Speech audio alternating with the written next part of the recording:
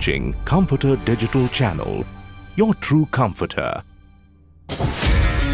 Subscribe to Jesus Redeems YouTube channel and click the notification bell. Watch Jesus Redeems programs in Tamil, Hindi and Kannada languages in Comforter Digital TV. Listen to our 24/7 Comforter radio broadcast and subscribe to Evangel OTT and watch hundreds of Christian short films and videos and be blessed. Download Comforter TV and radio app today. Make use of Jesus Redeems programs available on various social media platforms. Spread the revival fire.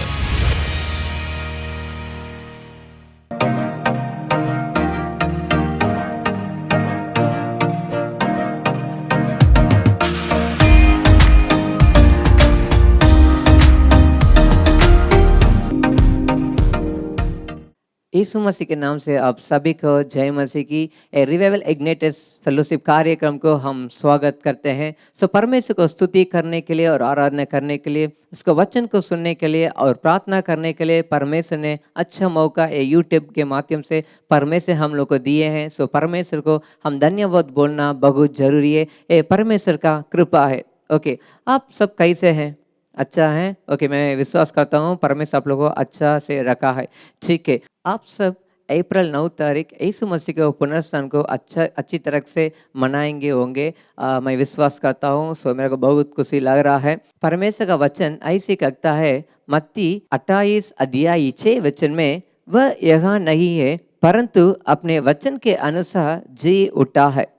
परमेश्वर का वचन ऐसे कहता है ये कब्रिस्तान में नहीं है, लेकिन परमेश्वर उसके वचन के अनुसार जी उठा है। परमेश्वर कब्रिस्तान में नहीं है, ये जी उठा है। उसके लिए हम गवाही बोलना है। ठीक है, ये रिवाइवल इग्नाइटस फेलोशिप क्यों शुरू हुआ मालूम है? आप परमेश्वर से स्थिर होने के लिए और परमेश्वर इच्छा को पूरी करने के लिए और परमेश्वर का दूसरे आगमन को हम तैयारी होने के लिए, इसके लिए ये रिवाइवल इग्नाइटस अभियुक्त के लिए स्पेशली तैयार हुआ है। ठीक है, ये रिवाइवल इग्नाइटस कार्यक्रम में गीत का सेक्शन है और प्रार्थना का सेक्शन है और गवाही का सेक्शन है और शॉर्ट फिल्म में परमेश्वर का संदेश और ज़्यादा है। ठीक है, हर एक सेक्शन को जाने के पहले हम प्रार्थना करके मीटिंग को हम शुरू करेंगे। आइए हम प्रार्थना करेंगे। सभी आंखों को बंद कीजिएगा।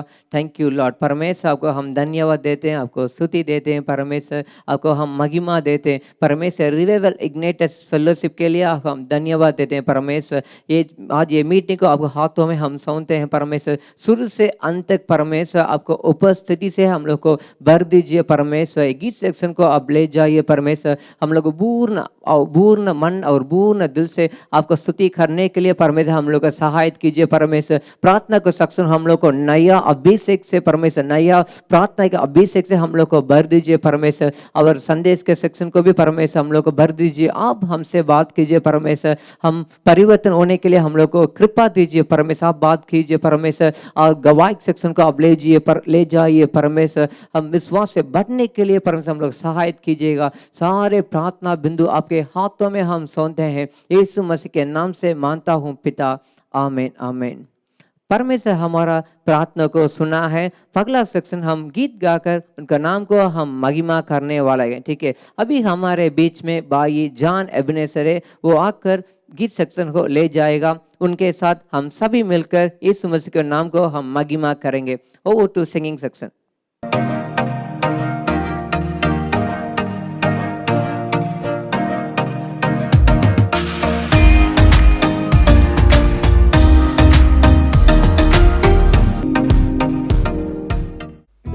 इग्नाइटर्स, आप सभी को प्रभु यीशु मसीह के नाम से हम स्वागत करते हैं, बधाई देते हैं। इस महीने भर परमेश्वर ने आपको संभाला है। इस आखिरी रविवार में भी इस ऑनलाइन के जरिए परमेश्वर की आराधना करने, प्रभु की स्तुति करने, इस ऑनलाइन के जरिए इस कार्यक्रम में भाग लिए हुए आप सभी को यीशु मसीह के नाम से फिर एक बार हम बधाई और स्वागत करते हैं। प्रभु परमेश्वर की हम सब मिलकर स्तुति आराधना करें, गीत गाए, वो परमेश्वर हमें निश्चय आशीष करेंगे। अगर हम निराशा के साथ आशा को खोकर हम आए हुए हैं, बैठे हैं, तो आप रहने वाले स्थान पर आशा देने वाले खुदा को आप आंखें उठाकर उस परमेश्वर की ओर देखें, निश्चय वो खुदा परमेश्वर आपको आशीष करेंगे। एक गीत को गाकर हम प्रभु की नाम की महिमा करें। यीशु तेरी दया से मैं जीवन देता हूँ, जीवन देने वाला खुदा वो है। मिलकर हम गाएं।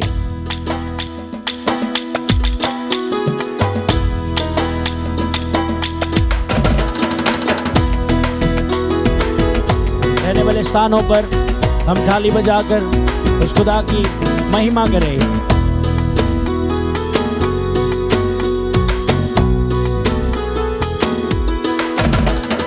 यीशु तेरी दया से मैं जीवन जीता हूँ, यीशु तेरी कृपा से मैं आगे बढ़ता हूँ।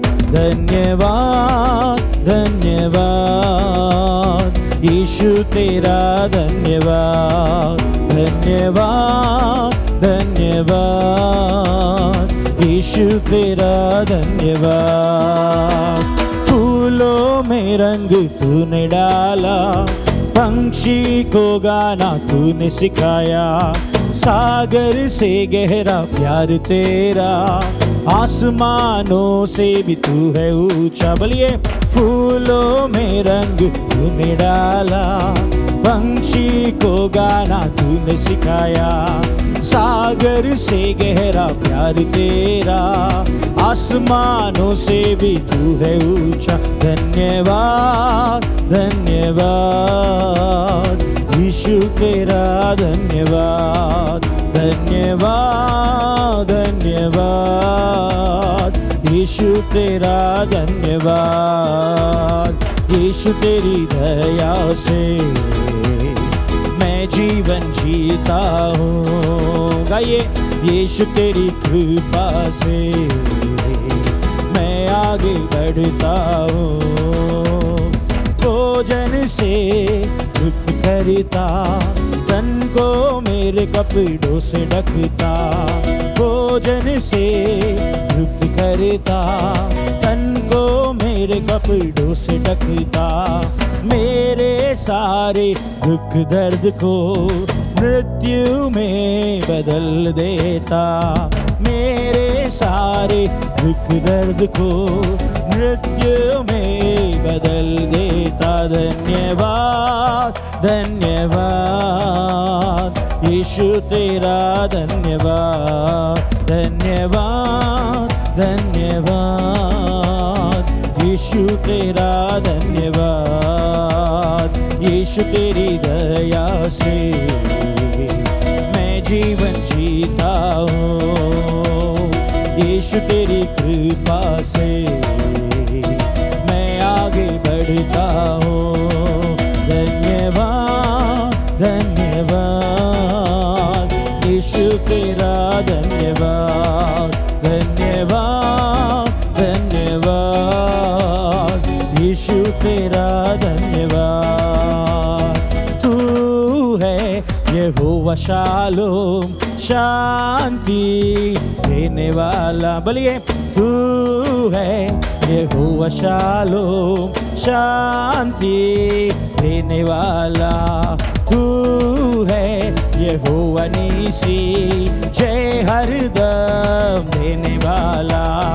तू है यहोवा नीसी, जय हरदम देने वाला। धन्यवाद धन्यवाद यीशु तेरा धन्यवाद, धन्यवाद धन्यवाद यीशु तेरा धन्यवाद। यीशु तेरी दया से मैं जीवन जीता हूँ, यीशु तेरी कृपा से मैं आगे बढ़ता हूँ।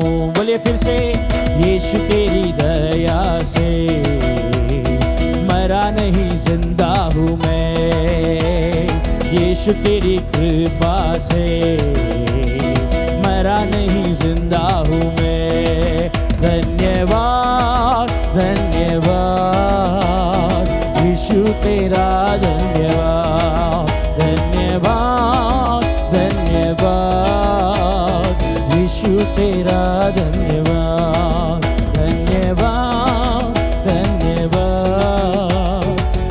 यीशु तेरा धन्यवाद। हालेलुया। वो परमेश्वर हमें न मरने देते हुए हर संकट से, हर मौत की गांठ से हमें बचाकर हमें जीवित रखने वाला खुदा है। वो प्रभु हमें जीवन देने वाला खुदा है। हालेलुया। उस परमेश्वर के नाम की महिमा करें। और एक गीत को गाकर प्रभु के नाम को हम महिमा करने वाले हैं। मेरा यीशु मसीह जब दुनिया में था उसने अच्छे अच्छे काम किए। वो प्रभु जब तक इस संसार में रहा उसने भलाई करता हुआ घूमता फिरता रहा। वो परमेश्वर भलाई का परमेश्वर है। मिलकर हम गाए, प्रभु की नाम की महिमा करें। परमेश्वर हमें आशीष करेगा। मेरा यीशु मसीह जब दुनिया में था उसने अच्छे अच्छे काम किए। कभी भीड़ को खिलाया, कभी मर्दों को जिलाया और रोगों को चंगा किया। क्या मेरे साथ मिलकर गाएंगे? मेरा यीशु मसीह जब दुनिया में था उसने अच्छे अच्छे काम किए। कभी भीड़ को खिलाया, कभी मुर्दों को जिलाया और रोगों को चंगा किया। जय जयकार, जय जयकार यीशु तेरे लिए। जय जयकार, जय जयकार, जय जयकार यीशु तेरे लिए। जय जयकार। भीड़ थी 5000, चले थे बिल्कुल लाचार, उनको सूझा ना कोई उपाय। एक लड़का वहाँ आया, मछली 5 रोटी लाया, यीशु ने सबको खिलाया। बोलिए, भीड़ थी 5000, चले थे बिल्कुल लाचार, उनको सूझा ना कोई उपाय। एक लड़का वहाँ आया, मछली 5 रोटी लाया, यीशु ने सबको खिलाया। जय जयकार, जय जयकार यीशु तेरे लिए। जय जयकार, मिलकर गाए, जय जयकार, जय जयकार यीशु तेरे लिए। जय जयकार। 4 दिन कब्र बंद, आती उसमें से दुर्गंध, लोगों को ना था कोई विश्वास। यीशु ने पुकारा, लाजर बाहर निकला, यीशु ने लाजर को जिलाया। 4 दिन कब्र बंद, आती उसमें से दुर्गंध, लोगों को ना था कोई विश्वास। यीशु ने पुकारा, लाजर बाहर निकला, यीशु ने लाजर को जिलाया। जय जयकार, जय जयकार यीशु तेरे लिए। जय जयकार, जय जयकार, जय जयकार यीशु तेरे लिए। जय जयकार, मिलकर बोले, मेरा यीशु मसीह जब दुनिया में था उसने अच्छे अच्छे काम किए। कभी भीड़ को खिलाया, कभी मुर्दों को जिलाया और रोगों को चंगा किया। जय जयकार, जय जयकार यीशु तेरे लिए। जय जयकार, जय जयकार, जय जयकार यीशु तेरे लिए। जय जयकार, एक आखिरी बार, जय जयकार, जय जयकार यीशु तेरे लिए। जय जयकार, जय जयकार, जय जयकार यीशु तेरे लिए। जय जयकार।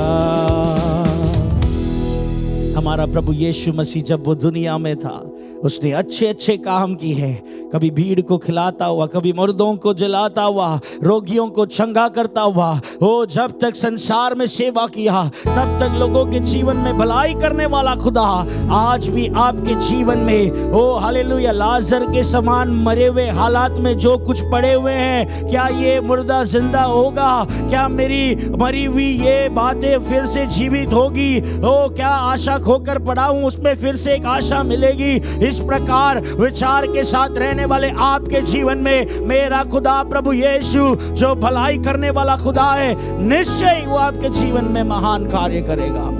लगातार उसकी स्तुति करते रहिए, उस खुदा की आराधना करते रहिए। बोलिए, हे प्रभु, कुछ भी मिले या ना मिले, मैं तेरी आराधना करूंगा प्रभु, तेरी स्तुति करूंगा। तूने मेरे जीवन में किए हुए उपकार का मैं भलाई करूंगा, धन्यवाद करूंगा करके बोले, वो खुदा निश्चय हमें आशीष करेगा।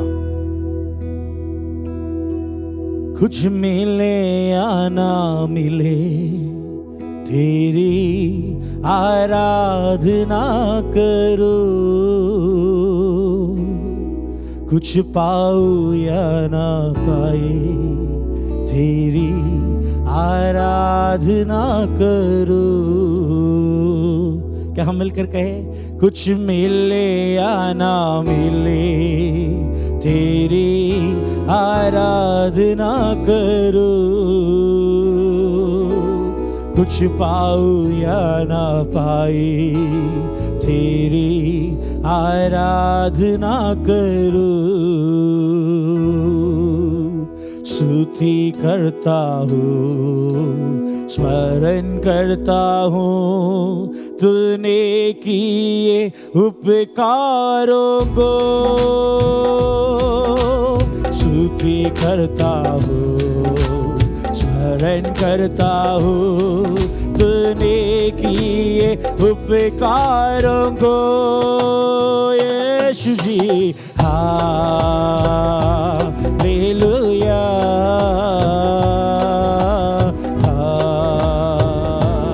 हालेलुया।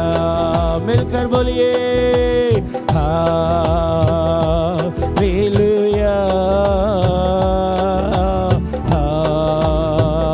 हालेलुया। आंसुओं को मेरे बदल दिया, खुशियों में मेरे प्यारे यीशु। आंसुओं को मेरे बदल दिया, खुशियों में मेरे प्यारे यीशु। दुखों को मेरे बदल दिया, आनंद में मेरे प्यारे यीशु। दुखों को मेरे बदल दिया, आनंद में मेरे प्यारे यीशु। दुखों में भी तेरी आराधना करूं, संकट में भी तेरी आराधना करूं। बोलिए, मेरे दुखों में भी तेरी आराधना करूं, संकट में भी तेरी आराधना करूं। स्तुति करता हूँ, स्तुति करता हूँ, स्मरण करता हूँ तूने किए उपकारों को। स्तुति करता हूँ, स्मरण करता हूँ तूने किए उपकारों को। यीशु जी हालेलुया,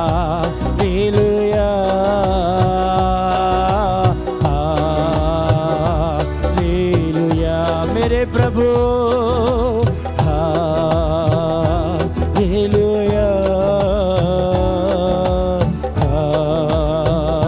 हालेलुया,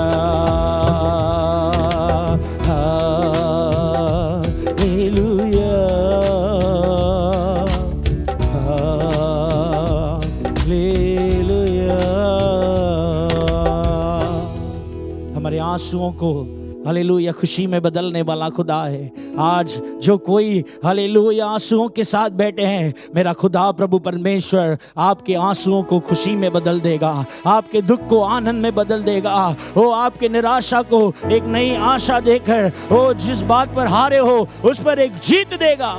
वो आपका प्रेमी परमेश्वर है, वो आपसे प्यार करता है। थैंक यू लॉर्ड, मेरा एक प्रेमी है, वही है यीशु राजा। मेरा एक शरण है, वही है यीशु राजा। वो भला है सर्वशक्तिमान, प्यार भरा है। वो भला है सर्वशक्तिमान, प्यार भरा है। मेरी वेदनाओं को वो देखता, मेरे आंसुओं को वो पहुँचता। क्या सब मिलकर बोलिए, मेरी वेदनाओं को वो देखता, मेरे आंसुओं को वो पहुँचता। सही समय मुझे उत्तर देता वो, सही समय मुझे उत्तर देता वो, उत्तर देता वो भला है सर्वशक्तिमान, प्यार भरा है। वो भला है सर्वशक्तिमान, प्यार भरा है। मेरा एक प्रेमी है, वही है यीशु राजा। मेरा एक शरण है, वही है यीशु राजा। क्या हम बोले, वो भला है सर्वशक्तिमान, प्यार भरा है। वो भला है सर्वशक्तिमान, प्यार भरा है। हमारे लिए एक प्रेमी है, वो प्रेमी प्रभु यीशु राजा है। हमारे लिए एक शरण है, वो शरण वो प्रभु यीशु राजा है। वो भला परमेश्वर है, वो लोगों की भलाई को चाहने वाला खुदा है। इस ऑनलाइन के जरिए देखने वाले मेरे प्यारे भाइयों, नौजवान भाई और बहन, आपसे मैं कहना चाहता हूँ, वो प्रभु भला प्रभु है। वो सही समय पर हमारे लिए उत्तर देने वाला खुदा है। हमारी वेदनाओं को जानने वाला खुदा, हमारे दुख दर्द को जानने वाला खुदा, हमारे लिए वो सही समय पर उत्तर देने वाला खुदा है। उसके पंखों के नीचे आराम देने वाला खुदा है। ओ हालेलुया, उसके पंखों के नीचे जो लोग आते हैं उन्हें चंगाई देने वाला खुदा है। वो निश्चय आपके जीवन में हालेलुया उस पर भरोसा कर कर, वो प्रेमी पर जो कोई विश्वास करते हैं, उनके पर विश्वास के साथ रहने वाले हर एक के जीवन में निश्चय मेरा खुदा प्रभु परमेश्वर आप लोगों के जीवन में वो भला बनकर, वो आपके लिए एक अच्छा शरण स्थान बनकर, वो आपके लिए एक अच्छा गढ़ बनकर आपको छुटकारा देकर आपके जीवन में वो भलाई का काम करेगा। उस खुदा पर विश्वास कीजिए, लगातार उसकी स्तुति कीजिए, उसकी महिमा कीजिए, उसकी उपस्थिति में बने रहिए। प्रभु आपको आशीष करे। God bless you. Thank you.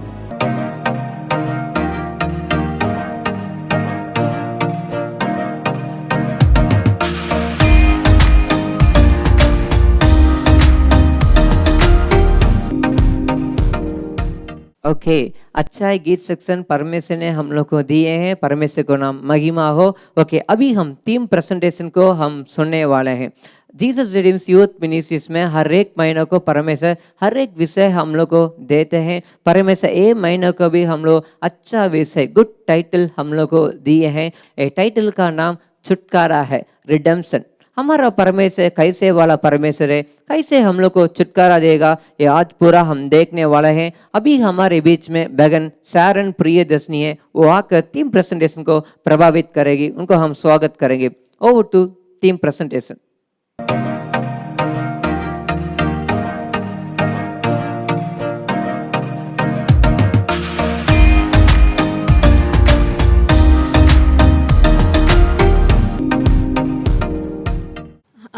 Hallelujah. हम इस वक्त वर्शिप किए, परमेश्वर का आराधना किए और परमेश्वर के साथ जुड़े हुए हैं। आगे हम देखेंगे हर इग्नाइटर्स में, हर महीने में हम एक एक टॉपिक, एक एक विषय पर हम ध्यान करते हैं। और इस महीने के विषय ये है, मैं विषय बताने के पहले आपको एक छोटा सा कहानी बताना चाहूँगी। एक जंगल था और उस जंगल में बहुत सारे पेड़ थे, बहुत सारे पौधे थे और उसमें बहुत सारे चिड़िया थे, बहुत सारे एनिमल्स थे। बट एक दिन ऐसा हुआ कि उस जंगल में आग लगा और उस आग के वजह से उस जंगल में बहुत सारे पेड़ पौधे जल गए थे। और जलने के बाद उधर के लोग जाके जब चेक किए कि कितने नुकसान हुआ है, वो चेक करने के दौरान वो जंगल में एक चीज़ उनको मिला। जब वो चीज़ वो देखे कि क्या है, आगे सामने जाके देखे तब पता चला कि वो एक चिड़िया था। और वो चिड़िया को मरा हुआ है या ज़िंदा है वो चेक करने के लिए वो और पास करीब जाके देखे तो वो पलटी करके देखे तो वो चिड़िया मरा हुआ था। बट वो और भी देखने लगे तो उनको पता चला कि उस चिड़िया के पंचे के नीचे उसके चिड़िया का बच्चा था, एक छोटा सा उसका बच्चा था, एक चिड़िया था और वो ज़िंदा था। इसी तरह वो हम सोचने लगे कि वो पंछी तो उड़ सकता था, वो हादसे के दौरान वो उड़ सकता था और अपने आप को बचा सकता था। बट उसके बच्चे को बचाने के लिए वो पंछी ने अपनी जान भी दे दिया। हम अब एक वचन पढ़ेंगे, मरकुस 10वीं अध्याय 45 वचन।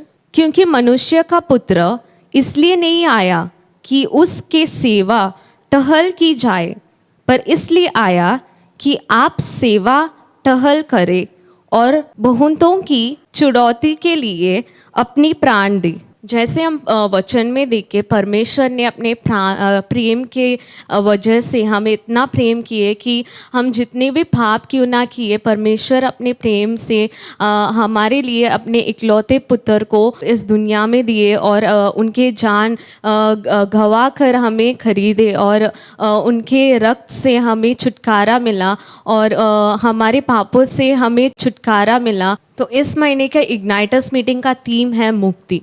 जैसे कि हम वचन में देखें, परमेश्वर ने हमें इतना प्यार किया कि उन्होंने अपने इकलौते पुत्र को हमारे लिए अपने जान दिया और हमारे पापों के लिए, हमारे श्रापों के लिए, हमारे दुख के लिए, हमारे जीवन के लिए उन्होंने अपना खून भी बहाया।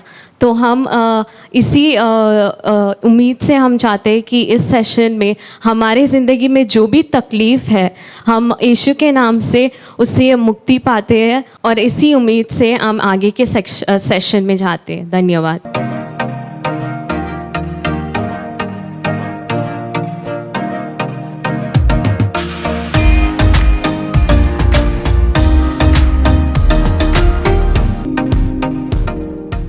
अच्छा ही थीम प्रेजेंटेशन हम सुने ना। हमारा परमेश्वर छुटकारा देने वाला परमेश्वर, किसी से बोलने से, पापों से, श्रापों से और सारे बंधनों से छुटकारा देने वाला परमेश्वर वही है, उसका नाम है यीशु मसीह। परमेश्वर आज आपको जीवन को भी ऐसे करेगा, बदलेगा और आशीष भी करेगा। ठीक है, आप विश्वास के साथ देख लीजिएगा। ठीक है, अभी एक वीडियो के द्वारा अभी एक युवा को, गवाही को हम सुनने वाले हैं। परमेश्वर ने उनका जीवन में क्या अद्भुत काम किए हैं, क्या भलाई किए हैं, कैसा छुटकारा दिए हैं से बोलने वाला है। सो हम वीडियो के द्वारा एक गवाही को हम सुनेंगे, अच्छा से देख लीजिएगा। परमेश्वर गवाही के द्वारा आपसे बात करेगा। Over to testimony. Hello friends, परमेश्वर के नाम की महिमा हो। परमेश्वर ने मुझे गवाही के रूप में खड़ा किया है, इसके लिए परमेश्वर की धन्यवाद। मेरा नाम जेनिबा है, मैं मुंबई से हूँ और अपने बारे में एक गवाही के द्वारा बताना चाहूँगी। मैं एक बहुत गुस्से वाली व्यक्ति थी उद्धार पाने से पहले। मेरे परिवार में मेरे भाई बहनों से मैं ही बड़ी लड़की थी, फिर भी मैं उनसे ज़्यादा गुस्सा करती थी, बहुत ज़्यादा उनसे झगड़ा करती थी। मेरा और मेरा भाई बहनों का जमता नहीं था और मैं जब गुस्सा करती थी तो उनसे बहुत घंटों तक या बहुत दिनों तक उनसे बात नहीं करती थी। एंड पढ़ाई के बारे में बात किया जाए तो मैं पढ़ाई में थोड़ा एवरेज स्टूडेंट थी। तो मेरा ज़िंदगी ऐसा ही जा रहा था। मेरा जो ये दुनिया के जो फ्रेंड्स हैं उनके साथ मैं ज़्यादा टाइम स्पेंड करती थी। ऐसा ही मेरा टाइम जा रहा था। एंड जब मैं अपने 10th स्टैंडर्ड के एग्ज़ाम मैंने दिया, तभी हम गांव में एक प्रेयर मीटिंग अटेंड किए थे। सो ये प्रेयर मीटिंग में तभी मैंने फर्स्ट टाइम परमेश्वर का मैंने होली स्पिरिट एंड प्रेजेंस मैंने फील किया। तभी मेरा ज़िंदगी उस दिन बदल गया था। परमेश्वर का पवित्र आत्मा को मैंने महसूस किया और परमेश्वर ने मेरे सारे गुनाहों को मुझे बताया। तभी मैं अपने अनजाने में ही मैं परमेश्वर से माफ़ी मांगने लगी। मैं रो रो के प्रार्थना कर रही थी। तभी परमेश्वर ने मेरा हृदय को धोया और मेरा हृदय बहुत ही हल्का हो गया था। उस दिन से लेकर परमेश्वर मुझे मेरा पूरा व्यवहार मुझे पूरा तरह से परमेश्वर ने मुझे बदल दिया। पहला तो मैं अपने भाई बहनों के साथ परमेश्वर ने एक अच्छा रिश्ता मैंने बनाया। उनसे मैं प्यार से व्यवहार करने लगी। परमेश्वर ने मुझे लोगों से कैसे बात करना चाहिए, कैसा मुझे व्यवहार करना चाहिए, वो मुझे परमेश्वर ने सिखाया। और परमेश्वर इतना ही नहीं, मैं बहुत ही पढ़ाई में वीक इंसान थी, पर परमेश्वर ने मुझे ज्ञान और बुद्धि दी। और जब मैं अपने 12th स्टैंडर्ड के रिजल्ट्स मैंने देखा तो परमेश्वर ने मुझे डिस्टिंक्शन प्राप्त करने के लिए मदद किया था। उस तरह परमेश्वर ने मुझे अद्भुत तरीके से परमेश्वर ने मुझे चलाया। एंड बाद में मैंने तब जब ग्रेजुएशन आई थी, तभी हमारे कॉलेज में मुझे पता चला कि कैंपस प्लेसमेंट होने वाला है। तो मुझे बहुत ज़्यादा यकीन था तभी कि मैं कैसे मैं अपना कैंपस इंटरव्यू क्लियर कर दूँगी, क्योंकि मैं बहुत सारे सब्जेक्ट्स में उस समय टॉपर हुआ करती थी। सो मुझे ऐसा लगा कि मैं कैसे एक ना एक कंपनी में सेलेक्ट हो जाऊंगी, तो मुझे उतना टेंशन नहीं लेना है करके मैं नॉर्मल अच्छे से प्रिपेयर किया उसके लिए। बट जब उस दिन मैंने इंटरव्यू दिया, अपने रिजल्ट्स के लिए मैं वेट कर रही थी, तो मैं बहुत शॉक हो गई। मैंने इतना कंपनीज में मैंने इंटरव्यूज़ दिया था, बट एक भी कंपनी में सेलेक्ट नहीं हुई। और मैं इतना मैं उस टाइम मैं बहुत ज़्यादा ही टूट गई। और मैं सबसे ज़्यादा मुझे बुरा इस बात का लगा कि मेरे से जो कम मार्क्स लेते थे वो इंटरव्यू क्रैक कर चुके थे और अच्छे कंपनीज में वो प्लेस हो गए थे, बट मेरे साइड से मैं क्लियर कर नहीं पाई। मैंने परमेश्वर से बहुत ही मैंने बहुत प्रश्न पूछने लगी। मैंने परमेश्वर को पूछा कि परमेश्वर आपने ऐसा क्यों किया, क्यों मैं सेलेक्ट हो नहीं पाई। मैंने बहुत परमेश्वर से प्रश्न पूछा, फिर भी मुझे कुछ भी उत्तर आया नहीं। तभी इस समय ऐसा जो मेरा लाइफ में बहुत डाउन जा रहा था, इस समय मेरे फ्रेंड ने मुझे इग्नाइटर मीटिंग के बारे में बताया और मैं इग्नाइटर्स मीटिंग अटेंड करने लगी मेरे दोस्त के साथ। तो ये इग्नाइटर मीटिंग जब मैं अटेंड की, तभी मुझे बहुत दिलासा मिला, मुझे शांति मिला। ये मीटिंग में जो वर्शिप होता है, जो परमेश्वर का वचन बांटा जाता है, वचन के थ्रू परमेश्वर मुझे बहुत बलवान करने लगे। मुझे परमेश्वर ने एनकरेज करने लगे, परमेश्वर मुझे उत्साह देने लगे। तो ये मीटिंग में इतना ही नहीं, परमेश्वर मुझे युवाओं कैसा रहना चाहिए इसके बारे में भी परमेश्वर ने मुझे बताया। ये मीटिंग में हमारे यूथ स्टेज में जो चैलेंजेस आता है, जो भी परेशानी आता है, जो भी चुनौती आता है, उसे हमें कैसा डील करना चाहिए, ये भी वो मीटिंग के द्वारा मुझे पता चला। तो उस टाइम ही मैंने मेरे जॉब के लिए मैं प्रार्थना करने के लिए उनको बताई और मैंने भी प्रार्थना करने के लिए मैंने शुरुआत किया। और वैसे ही परमेश्वर ने मेरा प्रार्थना सुना और बहुत जल्दी मैंने ये न्यूज़ सुना कि मुझे कोटक लाइफ इंश्योरेंस में असिस्टेंट मैनेजर का जॉब मिल गया था। मैं बहुत खुश हो गई थी। तभी मुझे बहुत कुछ क्वेश्चंस का आंसर मिला। परमेश्वर ने मुझे तभी सब समझाया। उस टाइम मुझे जॉब नहीं मिला था, मैं बहुत लो हो गई थी। बट मुझे बाद में पता चला कि मेरे दोस्त जो इंटरव्यू में क्लियर हुए थे कैंपस में, वो नाइट शिफ्ट करते थे और नाइट शिफ्ट में उनको बहुत हेल्थ इश्यूज हो गया था। बहुत सारे लोग ने नाइट शिफ्ट की वजह से जॉब भी छोड़ दिए थे। बट परमेश्वर ने मुझे सही टाइम में मुझे एक अच्छा जॉब दिया, मेरे घर के पास में ही था, वो भी नहीं, और परमेश्वर ने मुझे डे शिफ्ट दिया था जिससे मैं बहुत खुश थी। तो परमेश्वर उसमें ही मेरा लाइफ स्टॉप नहीं किया था। परमेश्वर ने मुझे एवरी डे, हर एक दिन परमेश्वर मुझे कुछ ना कुछ नया सिखाते गए। मैं वो कंपनी से और भी बहुत सारे बैंकिंग कंपनी और बाद में अभी एक इंश्योरेंस कंपनी में मैं अभी जॉब कर रही हूँ। परमेश्वर मुझे बहुत फिनेंस के बारे में बताया है और मैं अभी एक कंपनी में मैनेजर के तौर में परमेश्वर ने मुझे रखा है। परमेश्वर ने मुझे आगे और पढ़ने के लिए मदद किया और परमेश्वर की कृपा के वजह से मैं जो इग्नाइटर्स मीटिंग अटेंड कर रही थी उधर ही परमेश्वर मुझे वॉलंटियरिंग करने के लिए भी परमेश्वर ने मुझे रास्ता दिखाया। अब ये वॉलंटियरिंग, ये इग्नाइटर्स में जो वॉलंटियरिंग के थ्रू मैं बहुत सारे युवा बच्चों को परमेश्वर के बारे में बता पा रही हूँ और हम बहुत सारे गॉस्पेल और बहुत कुछ हम ये मीटिंग के थ्रू, ये फेलोशिप के थ्रू मैं कर रही हूँ।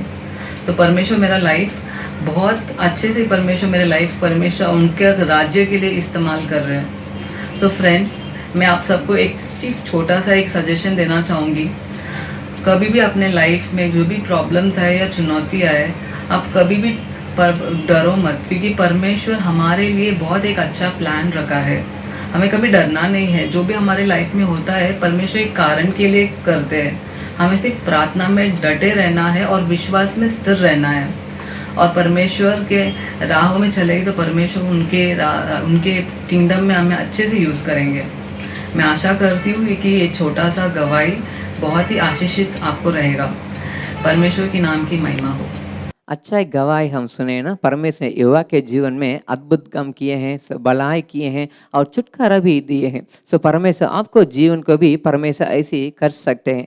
क्या आप किस बातों से अब चिंतित हो गए? क्या परमेश्वर आपको चिंता को परमेश्वर दूर करेगा, आपको आशीष करेगा और आपको भी परमेश्वर छुटकारा देगा, क्योंकि हमारा परमेश्वर कभी भी नहीं बदलता है। वो जी उठा है और भी जीने वाला परमेश्वर यीशु मसीह है। आज और कल और युगान युगान एक सा परमेश्वर है। आप परमेश्वर से पूछेंगे तो परमेश्वर आपको जिंदगी को भी परमेश्वर आशीष करेगा। ठीक है, ओके। अभी हम एक शॉर्ट फिल्म को अभी हम देखने वाले हैं। सो ये एक शॉर्ट फिल्म आप युवा के लिए स्पेशली तैयार हुआ है। सो अच्छा से देख लीजिएगा। परमेश्वर शॉर्ट फिल्म के द्वारा आपसे बात करेगा।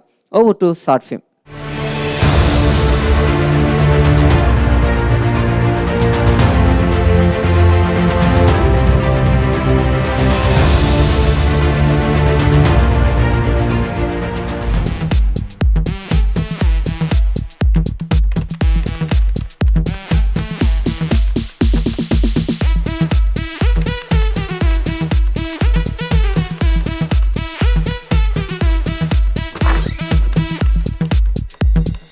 ब्रदर, देखो ये आदमी कितना लेट आया और मैनेजर है कि उससे कुछ नहीं पूछता। डर नाम की कोई चीज है ही नहीं। अभी ज्वाइन किया है ना तुमने। आगे आगे देखो और क्या क्या होता है यहाँ। क्यों, ये किसी ऊंचे पद पे काम करता है क्या? पद वगैरह कुछ नहीं, पैसा ही बोलता है यहाँ। वो जो मैनेजर है यहाँ 17 साल से काम कर रहे हैं, लेकिन एक ढंग की बाइक भी नहीं खरीद पाए आज तक वो। लेकिन देखो, इसे यहाँ आकर 2 साल ही हुए हैं और आते ही इसने कार भी खरीद ली।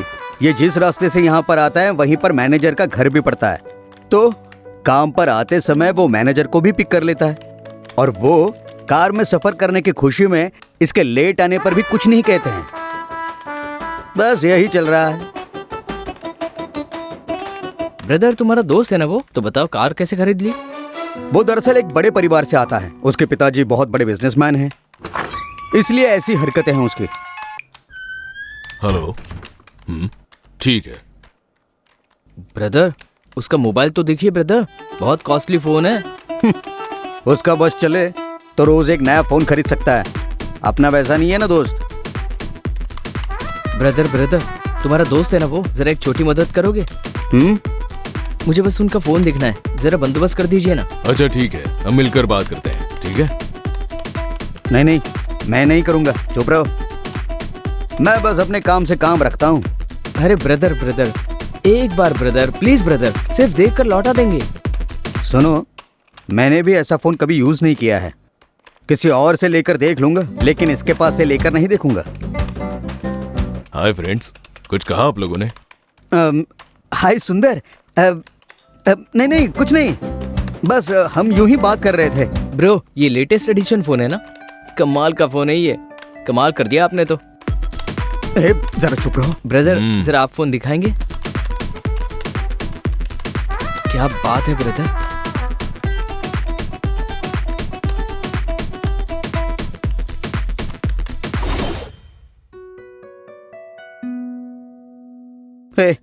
मैंने कहा था ना उससे फोन मत मांगना, फिर उसके सामने मेरी बेइज्जती क्यों कर दी तुमने? अरे क्या ब्रदर, उन्होंने खुद ही सामने से पूछा ना, तो मौका क्यों जाने दे, इसीलिए वो फोन देखने लग गया मैं। हाँ, और एक बात, मुझे तो लगता है कि उस फोन से ही वो पैसे कमा रहे हैं।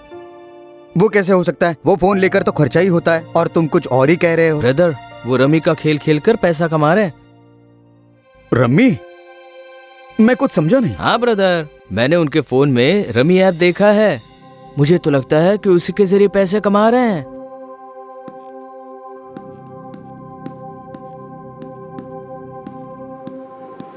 फोन पर गेम खेलकर पैसे भी कमा सकते हैं? मतलब वो सुंदर इसी ऐप से पैसे कमा रहा है? यकीन ही नहीं हो रहा है।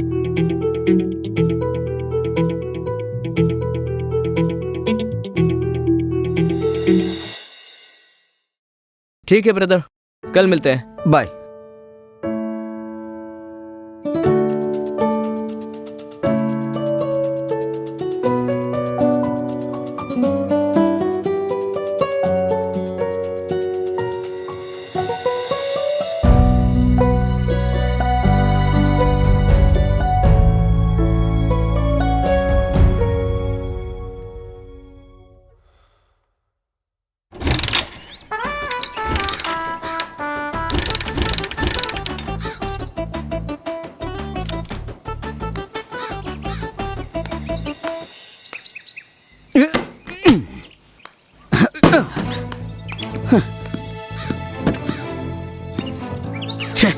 पता नहीं कहां से पैसे कमाकर कार खरीदता है।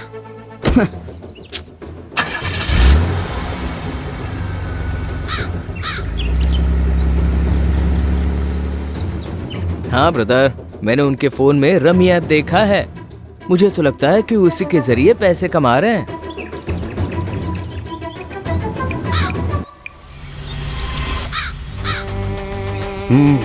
देखते हैं ऐसा उस गेम में क्या है।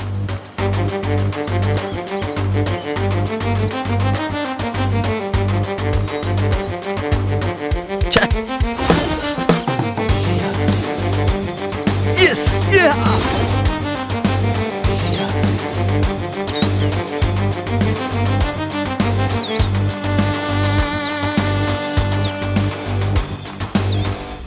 अच्छा।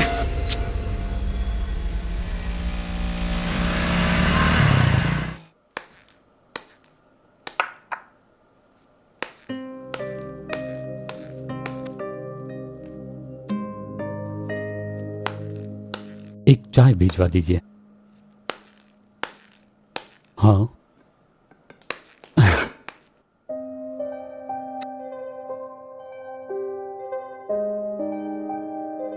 ये आखिर कर क्या रहा है? मैं कब से बैठा हूं, इसका ध्यान ही नहीं मुझ पर। अरे सैम, कब आए तुम? कैसे हो तुम? 5 मिनट से बैठा हूं यहां पर मैं। अरे भाई, चाय ठंडी हो चुकी है। चाय बिल्कुल गर्मा गर्म आई होगी तुम्हारे पास, पर तुम इस फोन पर गेम खेलने में गुम हो गए। सॉरी मेरे दोस्त, बस ऐसे ही टाइम पास के लिए खेल रहा हूँ। ये टाइम पास तो नहीं लग रहा है मुझे। मैं कब से आकर यहाँ बैठा हूँ पर तुम्हारा ध्यान ही नहीं है। मुझे तो लगता है तुम्हें इस गेम की आदत पड़ चुकी है। रमी का खेल एक जुआ है, सबसे बढ़कर ये एक पाप है। वैसे कोई बात नहीं है दोस्त, यूं ही खेल रहा हूँ, बस उतना ही।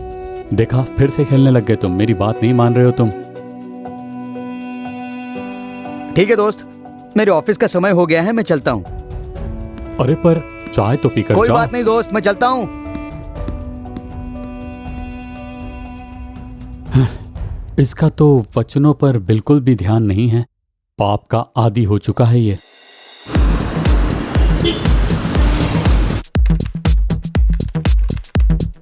ये फाइल सभी आज जाना जरूरी है, उसे भी चेक कर लेना। Okay sir.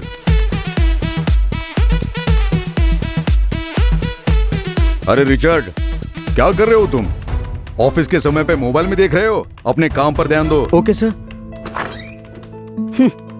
ये सामने बैठा हुआ आदमी हमेशा फोन पर गेम खेलता रहता है। उसे कुछ नहीं कहता ये आदमी, और मुझे डांट रहा है, घमंडी कहीं का। ब्रदर, मैं भी पूछने ही वाला था, पूरे समय गेम खेलते रहते हो। मुझे तो लगता है जल्दी सुंदर ब्रदर के आगे चले जाओगे तुम। लगे रहो, लगे रहो। अरे भाई, जैसा तुम सोच रहे हो वैसी बात नहीं है। मैं तो सिर्फ 70 या 80 रुपए ही जीत पाता हूँ इसमें से। क्या कह रहे हो ब्रदर? लाखों में नहीं जीत पा रहे हो तुम? बेट में कितने पैसे लगाते हो तुम? मैं कम से कम 30 या 40 रुपए ही लगाता हूँ। अच्छा, तभी तो। इतने में कुछ नहीं मिलता ब्रदर। अरे ऐसा क्यों बोल रहे हो तुम? अरे बताओ तो, तुमसे ही पूछ रहा हूँ मैं। ब्रदर, आज तुमने 30 रुपए बेट में लगाए और ऊपर से तुमने 20 रुपए जीते। अगर 1 लाख रुपए बेट में लगाए होते तो हाथ में 2 लाख तो आते ना। इतनी सी लॉजिक नहीं समझ पा रहे हो तुम? क्या कहा? 1 लाख? मेरे पास इतने पैसे होते तो इस कंपनी में क्यों नौकरी करता? उतने पैसे लगाकर अगर वापस नहीं मिले तो क्या करूं? ब्रदर, अच्छा ही तो खेल रहे हो तुम। तो फिर किसी से कर्जा क्यों नहीं ले लेते? जो पैसे तुम लगाओगे उसके दुगने मिलेंगे ही ना तुम्हें। तो फिर कैसा डर? तुम भी कहाँ 30-40 रुपए में बेट लगाए बैठे हो। चलता हो ब्रदर। हेलो। हाँ हाँ, बहुत अच्छा हूँ। तुम कैसी हो? हाँ हाँ बिल्कुल।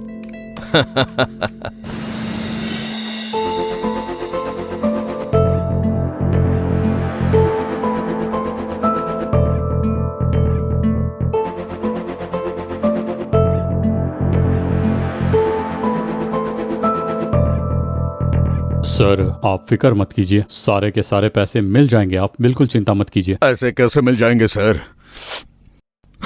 30 लाख बर्बाद हो गए, डूब गए। अब मैं 30 साल नौकरी कर लूं तो भी उतने पैसे जमा नहीं कर पाऊंगा।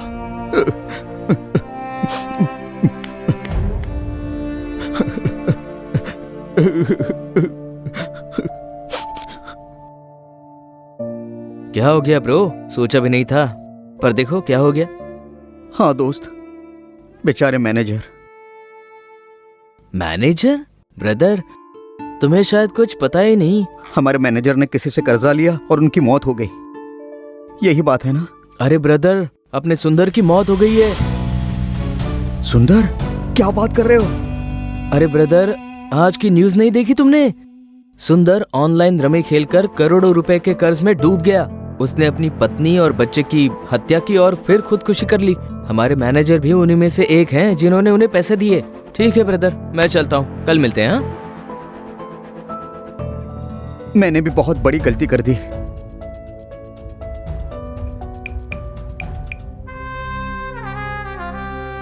हेलो सैम, सुनो, मुझे तुमसे मिलना है। आज शाम पार्क में मिलते हैं।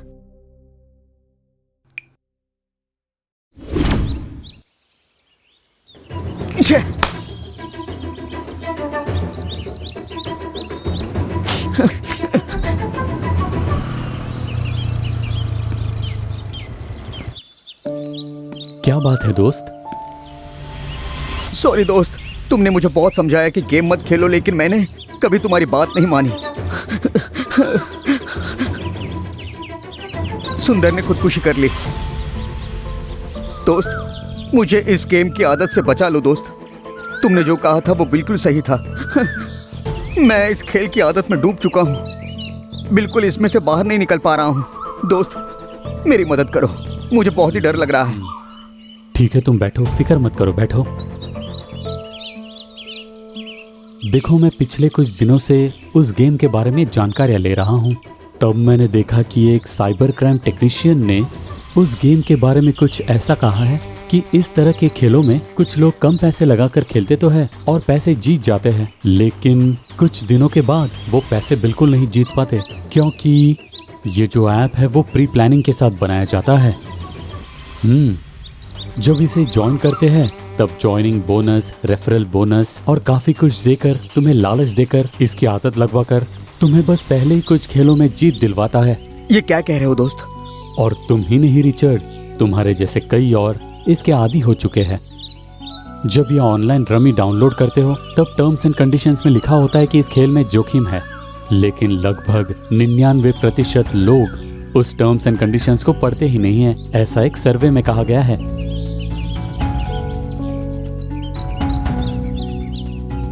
तुम्हें इस समस्या से छुड़ाना केवल यीशु के हाथ में है। सबसे पहले तुम उस ऐप को अनइंस्टॉल करो और प्रभु यीशु को अपने मन में इंस्टॉल करो, और फिर देखना तुम्हारा जीवन ब्राइट हो जाएगा।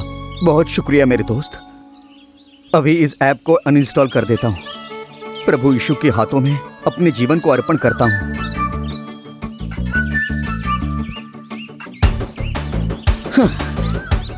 बहुत बढ़िया दोस्त।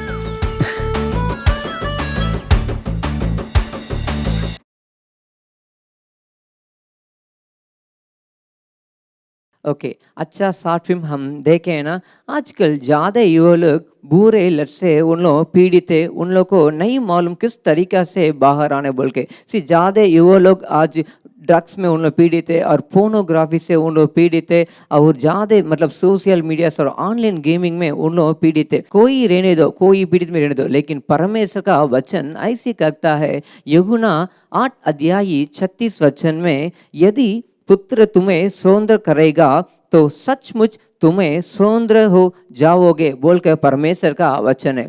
हम परमेश्वर से पुकारेंगे तो परमेश्वर हम लोग को जरूर उत्तर देगा और पीढ़ी से हम लोग को छुड़ाएगा और नया जिंदगी परमेश्वर जरूर हम लोग को देगा। विश्वास से जाइएगा, परमेश्वर आपको जिंदगी में बड़ा काम करेगा। ठीक है, हम अभी बहुमूल्य समय में हम आए हैं, हम प्रार्थना करने के लिए जा रहे हैं। हर इग्नाइटर्स फेलोशिप में हम प्रार्थना करते रहते हैं, परमेश्वर हमारा प्रार्थना को सुनकर उत्तर भी दे रहे हैं। आज भी हम प्रार्थना करने वाले हैं। ठीक है, परमेश्वर आज हमारे बीच में है, प्रार्थना को सुनने के लिए आए हैं। सभी प्रार्थना करने के लिए हम जा रहे हैं। ठीक है, अभी हमारे बीच में मैगी दीदी है, वो आकर प्रार्थना सेक्शन को ले जाएगा। उनके साथ हम सभी मिलकर प्रार्थना करेंगे। Over to prayer section.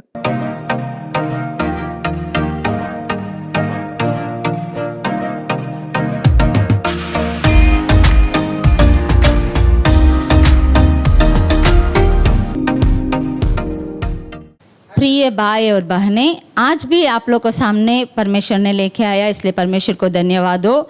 अभी तक आप लोग अच्छा सा गीत गा के प्रार्थना करके परमेश्वर को आराधना किए।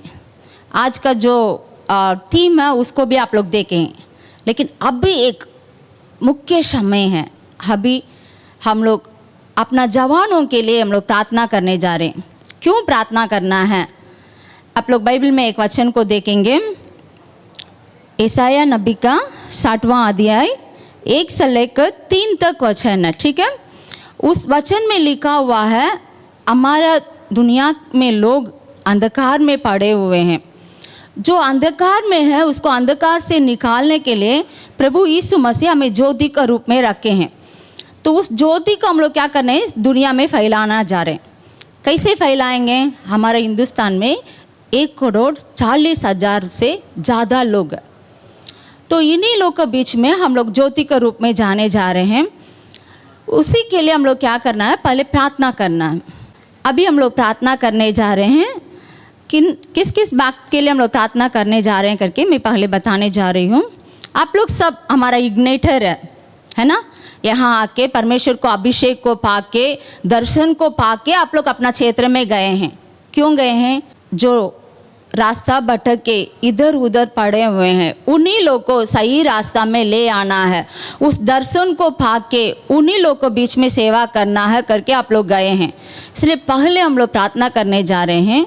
हमारे लिए एक दर्शन दिया हुआ है प्रभु यीशु मसीह में। 2030 साल के अंत तक 50 करोड़ लोगों को बीच में जाके परमेश्वर को संदेश को बताना है करके एक दर्शन को दिए हैं। न केवल उस दर्शन को दिए हैं, उसमें से 5 करोड़ लोगों को प्रभु में लाना है, उनके जीवन में उद्धार को लाना है करके परमेश्वर ने हमें एक दर्शन दिया है। उसी के लिए हम लोग प्रार्थना करने, उस दर्शन को जैसे मोहन अंकुल को परमेश्वर ने दिए हैं, उस दर्शन को यूथ डिपार्टमेंट से अविनाश भैया कर रहे हैं। उनके साथ कुछ भाई बहनें हैं। न केवल वो है, आप ही लोग इस दर्शन में पाए हुए हैं। आप लोग इस दर्शन में कामों को कर रहे हैं, इसलिए उसी के लिए हम लोग पहले प्रार्थना करने जा रहे हैं। उसके बाद हम लोग प्रार्थना करने जा रहे हैं। आज ये लॉकडाउन के बाद बहुत लोग डिप्रेशन में हैं।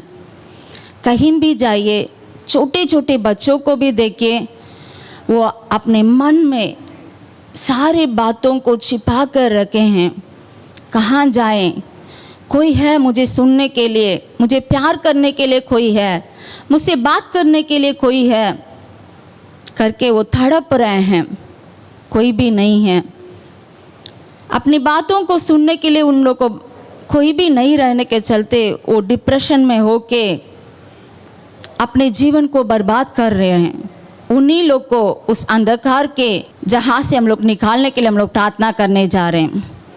और एक बात के लिए हम लोग प्रार्थना करने जा रहे हैं, हमारा जीवन में कुछ कुछ बात पहाड़ के रूप में दिख रहा है, उसी के लिए हम लोग प्रार्थना करने जा रहे हैं। उसी में परमेश्वर की जागृति आना है करके हम लोग प्रार्थना करने जा रहे हैं। वो 7 पहाड़ के बारे में मैं बताने जा रही हूँ। उसमें हम लोग पहले परिवार के लिए प्रार्थना करने जा रहे हैं। परिवार में आज प्यार नहीं है, शांति नहीं है, सारे लोग अपने परिवार की बंधनों को तोड़ के इधर उधर है, उसी के लिए प्रार्थना करने जा रहे हैं। और कलीसिया के लिए प्रार्थना करने जा रहे हैं, कलीसिया में जागृति होना है करके प्रार्थना करने जा रहे हैं। एजुकेशन डिपार्टमेंट के लिए जो बच्चे लोग पढ़ते हैं उसी के लिए प्रार्थना करने जा रहे हैं। हमारा इकोनॉमिक के लिए हम लोग प्रार्थना करने जा रहे हैं। हमारा न्याय का डिपार्टमेंट के लिए हम लोग प्रार्थना करने जा रहे हैं। सरकार के लिए प्रार्थना करने जा रहे हैं। आखिरी में हम लोग मीडिया के लिए प्रार्थना करने जा रहे हैं। ये 7 डिपार्टमेंट में परमेश्वर की आग उतर के आना है, जागृति होना है, उसी के लिए आज का इग्निटर में हम लोग प्रार्थना करने जा रहे हैं। आइए हम लोग सब प्रार्थना करेंगे। सब घुटने में आ जाइए।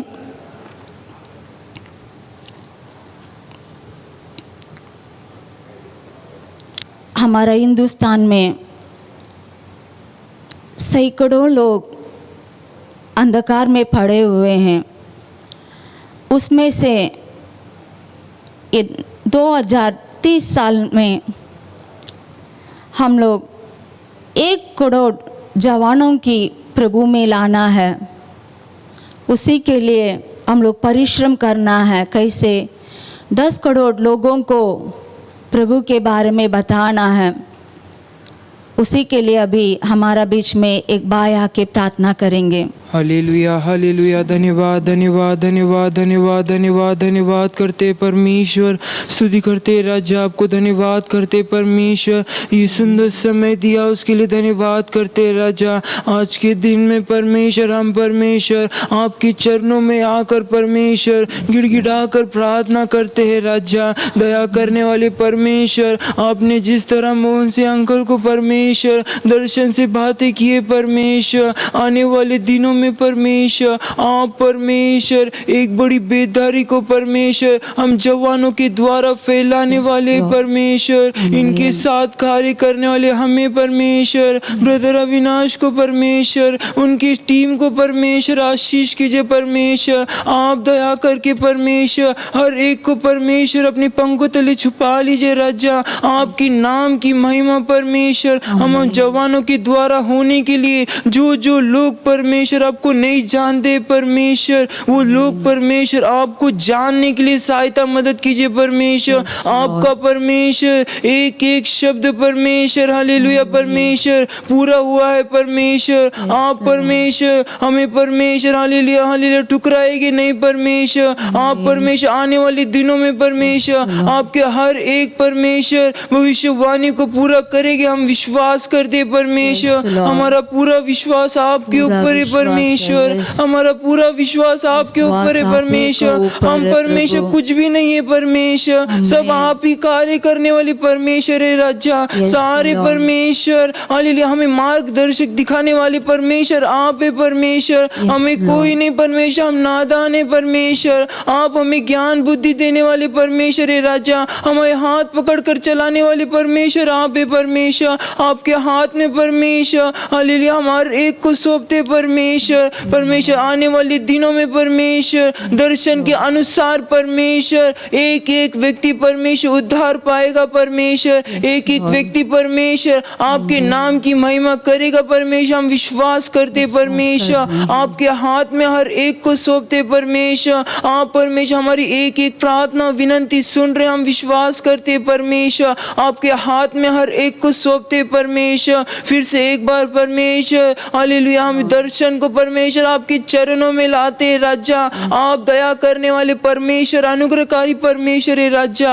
आप ही कार्य कीजिए, अनुग्रह कीजिए, दया कीजिए परमेश्वर। आप जरूर कार्य करेंगे परमेश्वर आने वाले दिनों में परमेश्वर। हर एक वचन को पूरा करके देंगे, मैं विश्वास करता हूँ परमेश्वर। ये छोटी सी प्रार्थना यीशु नासरी के नाम सुन ले मेरे प्यारे पिता। आमीन आमीन।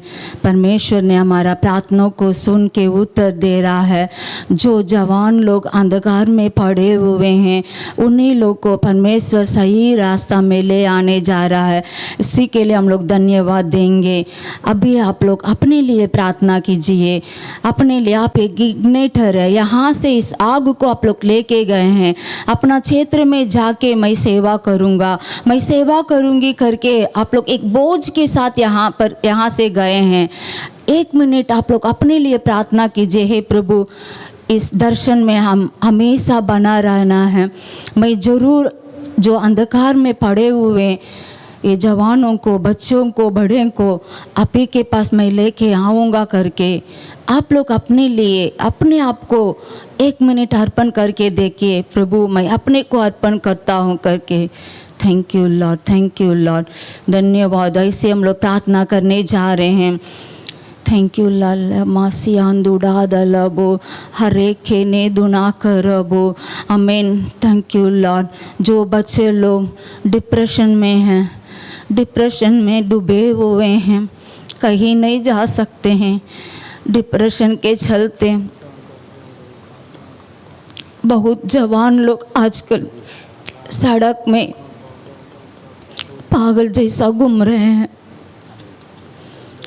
बहुत लोग इधर उधर भटके हुए हैं, अपना दर्शन को खो के बैठे हैं। जो दर्शन परमेश्वर ने उन्हें दिए हैं उस दर्शन को उन लोग खुद खो के अपना जान को लेने के लिए बैठे हैं। आज हम सब अपने दाहिने हाथें उठा के जो कोई डिप्रेशन में है वो सभी को प्रभु यीशु अपना ज्योति में ले आने के लिए हमारा बीच में एक भाई प्रार्थना करेंगे। उनके साथ मिलके हम लोग प्रार्थना करेंगे। धन्यवाद धन्यवाद धन्यवाद धन्यवाद यीशु मसीह। अब्बा पिता, आपके चेहरे को इस समय हम सब लोग मिलकर यीशु मसीह एकत्रित होकर हम देख रहे पिता। विशेष विधि से यीशु मसीह हमारे भारत देश में रहने वाले हर एक भाई के लिए हम प्रार्थना करते पिता, हर एक बहन के लिए हम प्रार्थना करते पिता। जो कोई भी यीशु मसीह इस समय यीशु मसीह वो इस डिप्रेशन के वजह से यीशु मसीह भटका हुआ है, यीशु मसीह उसको उस डिप्रेशन की वजह से बंधे हुए यीशु मसीह, उन लोगों के लिए हम प्रार्थना करते हैं पिता। लॉर्ड, आपके चेहरे को हम देख रहे हैं पिता। लॉर्ड यीशु मसीह, आप हर एक लोगों को हर एक दर्शन रखा है पिता। पर उस लोग यीशु मसीह प्यार के मोहब्बत के यीशु मसीह उस बंधन में बंधे हुए इसके उस रीजन से यीशु मसीह वो जन डिप्रेशन में है पिता। उन लोगों के लिए हम प्रार्थना करते हैं पिता। यीशु मसीह एक बार उनके पापों को आप क्षमा करने के लिए हम प्रार्थना करते हैं। यीशु मसीह, जो कोई भी यीशु मसीह बंधन में हुए यीशु मसीह आप उनके पापों को आप क्षमा करने के लिए प्रार्थना करते हैं। यीशु मसीह फिर एक बार उनके सारे पापों को आप क्षमा करने के लिए हम प्रार्थना करते हैं। सारे यीशु मसीह अब उनके जो भी डिप्रेशन है वो सारे डिप्रेशन को यीशु के नाम से हम दूर हटाने के लिए हम प्रार्थना करते हैं पिता। आपके हाथों में सौंपते पिता, आपके हाथों में सौंपते हैं प्यारे पिता यीशु मसीह। फिर एक बार सारे डिप्रेशन के आत्मा को यीशु के नाम से हम तोड़ दे पिता। यीशु के नाम से हम तोड़ दे पिता। जो कोई भी डिप्रेशन का क्रिया है सारे क्रिया को यीशु के नाम से हम बांध कर इसी समय हम पाताल में डाल दे पिता।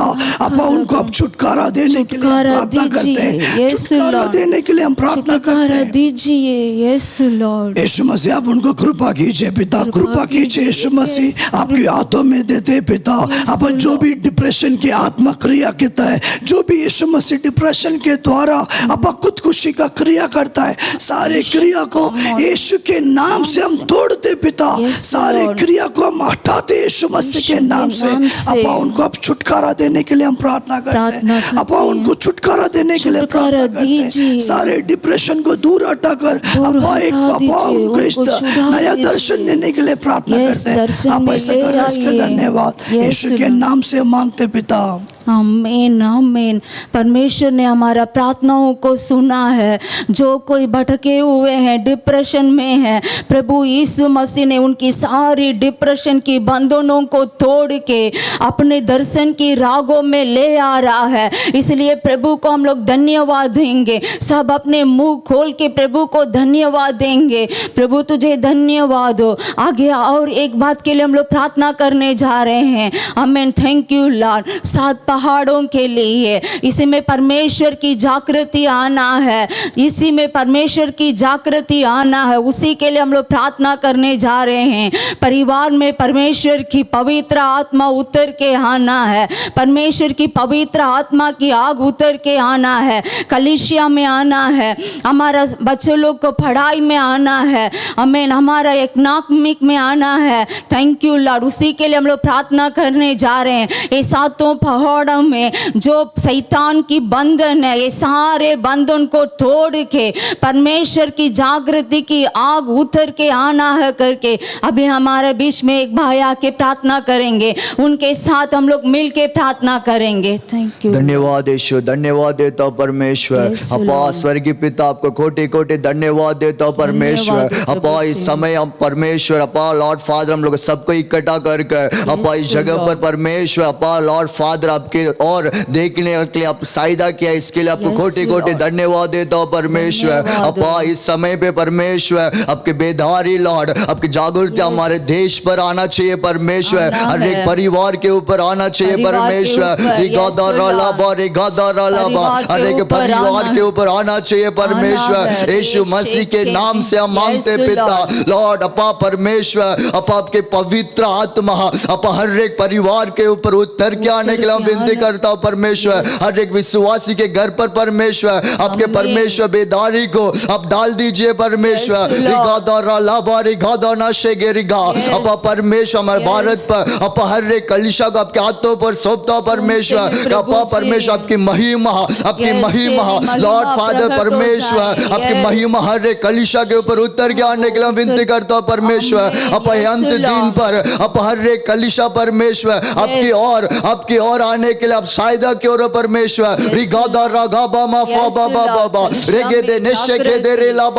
परमेश्वर हर एक पास्टर्स लोग आपके हाथों पर सौंपता परमेश्वर। यीशु मसीह के नाम से मांगता पिता अपा परमेश्वर आप उनको चलाइए परमेश्वर। अपा Lord father thank you Jesus. Thank you Lord. अपा परमेश्वर हर एक कलीसिया को अपा परमेश्वर स्कूल्स एंड कॉलेजेस को आपके हाथों पर सौंपता हूं परमेश्वर। हर एक टीचर स्टूडेंट्स को आपके हाथों पर सौंपता हूं लॉर्ड परमेश्वर। उनके बीच पर भी आपका बेधारी आने के लिए हम सहायता करो परमेश्वर। पवित्र आत्मा परमेश्वर हर एक टीचर्स लोग के हर एक स्टूडेंट्स के बीच पर अपा परमेश्वर आप अपा परमेश्वर महिमा काम करने के लिए आप सहायता करो परमेश्वर। Lord we praise you Lord we thank you Father. अपा विशेष करके परमेश्वर अपा लॉर्ड परमेश्वर जजमेंट अपा कोर्ट के परमेश्वर कोर्ट के लिए प्रार्थना करते हो परमेश्वर। हर एक न्यायाधीश को आपके हाथों पर सौंपता हूं लॉर्ड। हर एक वकील को आपके हाथों पर सौंपता हूं परमेश्वर। अपा न्याय करने के लिए आप सहायता करो परमेश्वर। अन्य ना होना चाहिए परमेश्वर। अपा जिसको न्याय चाहिए उनको न्याय देने के लिए आप सहायता करो परमेश्वर। हर एक न्यायाधीश के ऊपर आपके हाथ उतर आने का चाहिए परमेश्वर। आपके हाथ उतर के आना चाहिए परमेश्वर। अपा कोई भी आप अन्याय ना करना परमेश्वर। Lord thank you father thank you Jesus. अपा पॉलिटिशियन के ऊपर आपके हाथ उतर आना चाहिए परमेश्वर। हर एक नेताजी के ऊपर आपके हाथ उतर के आना चाहिए परमेश्वर। अच्छे न्याय दीजिए परमेश्वर। ये भारत देश को चलाने के लिए अपा परमेश्वर आप न्याय दीजिए परमेश्वर। उसमें भी आपका बेधारी आने के लिए आप सहायता करो परमेश्वर। Lord we praise you Lord we thank you father. हर एक मीडिया के लिए आपके हाथों पर सौंपता हूं परमेश्वर। अपा सोशल मीडिया आपके हाथों पर सौंपता हूं परमेश्वर। अपा न्यूज़पेपर अपा परमेश्वर आपके हाथों पर सौंपता हूं लॉर्ड। अपा लॉर्ड फादर जो कठिना दो अपा लॉर्ड परमेश्वर जो न्यूज़ है वही वो लोग डालना चाहिए परमेश्वर। अपा उसमें झूठ ना मिलाना नहीं करना चाहिए परमेश्वर। आपके हाथों पर सौंपता, आपके हाथों पर सौंपता लॉर्ड। परमेश्वर आप साइदा करो Lord, you have to take over it father.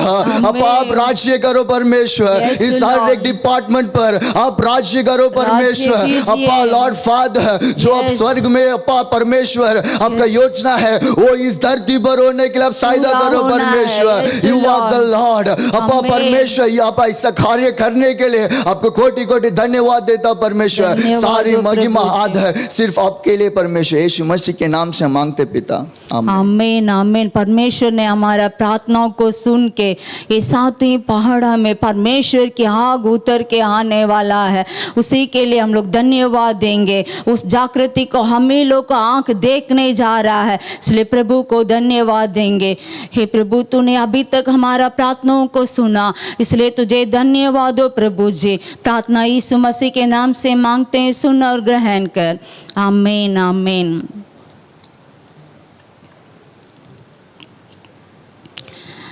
न केवल आज का प्रार्थना है, लगातार इसको रख के क्या करना है, आप लोग प्रार्थना करना है। कभी भूलिए मत, जो अंधकार में पड़े हुए हैं उन लोग को ज्योति में आना ही है। वो ज्योति कौन है? आपको परमेश्वर ने दिया है, आप ही ज्योति है। उन लोग को बीच में जाके परमेश्वर की आगों को फैलाइए। यीशु के नाम से मांगते हैं, आमीन।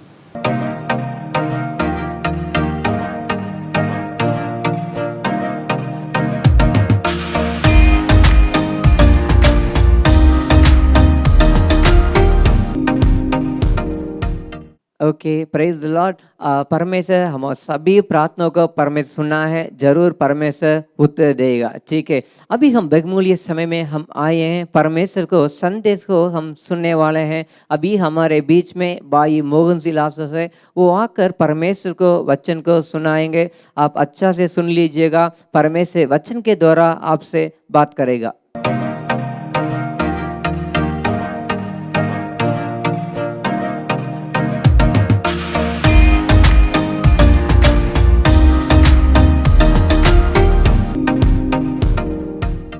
मेरे प्रियजनों, प्रभु यीशु मसीह के नाम में आपको मेरा प्यार भरा अभिवादन।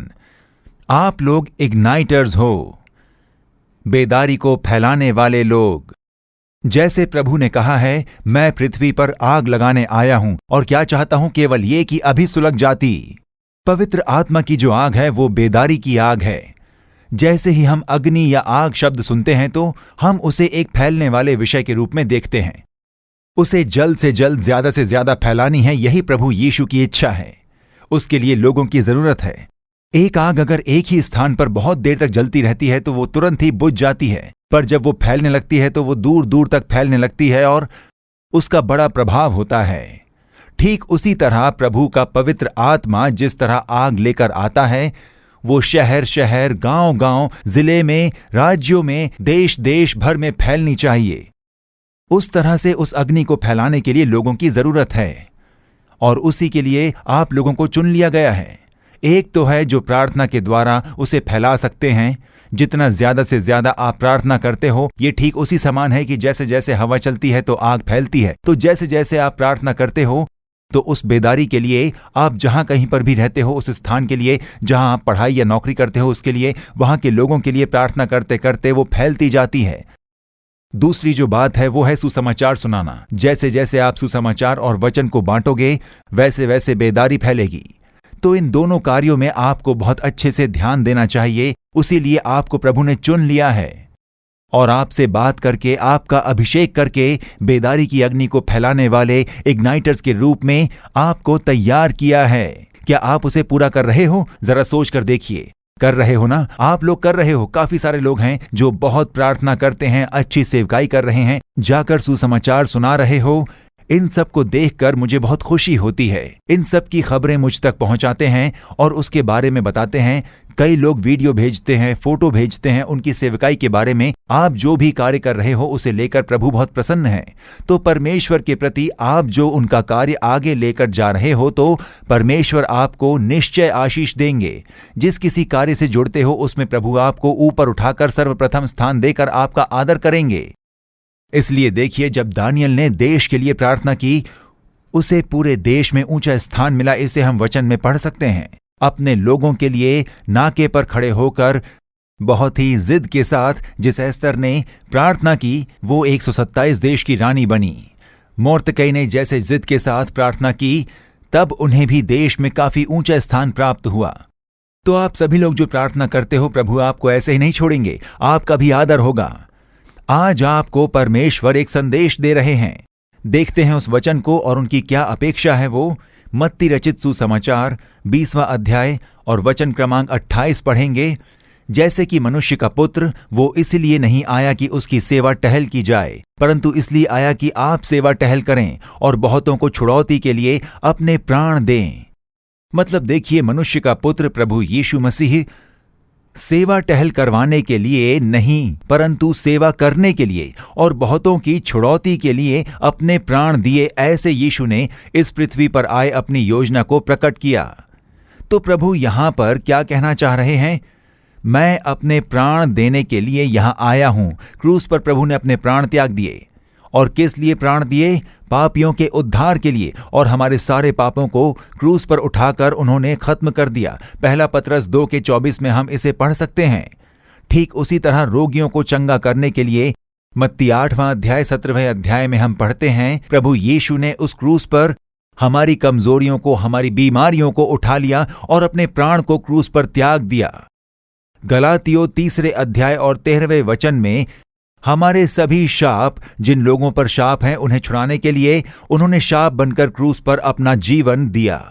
यशायाह 53वां अध्याय 4 वचन में हम पढ़ते हैं, दुख, वेदना, अपमान, निंदा और जो लोग आंसुओं में डूबे हैं, उन लोगों के छुटकारे के लिए उन्होंने दुख को उठाया और क्रूस पर अपना जीवन दिया।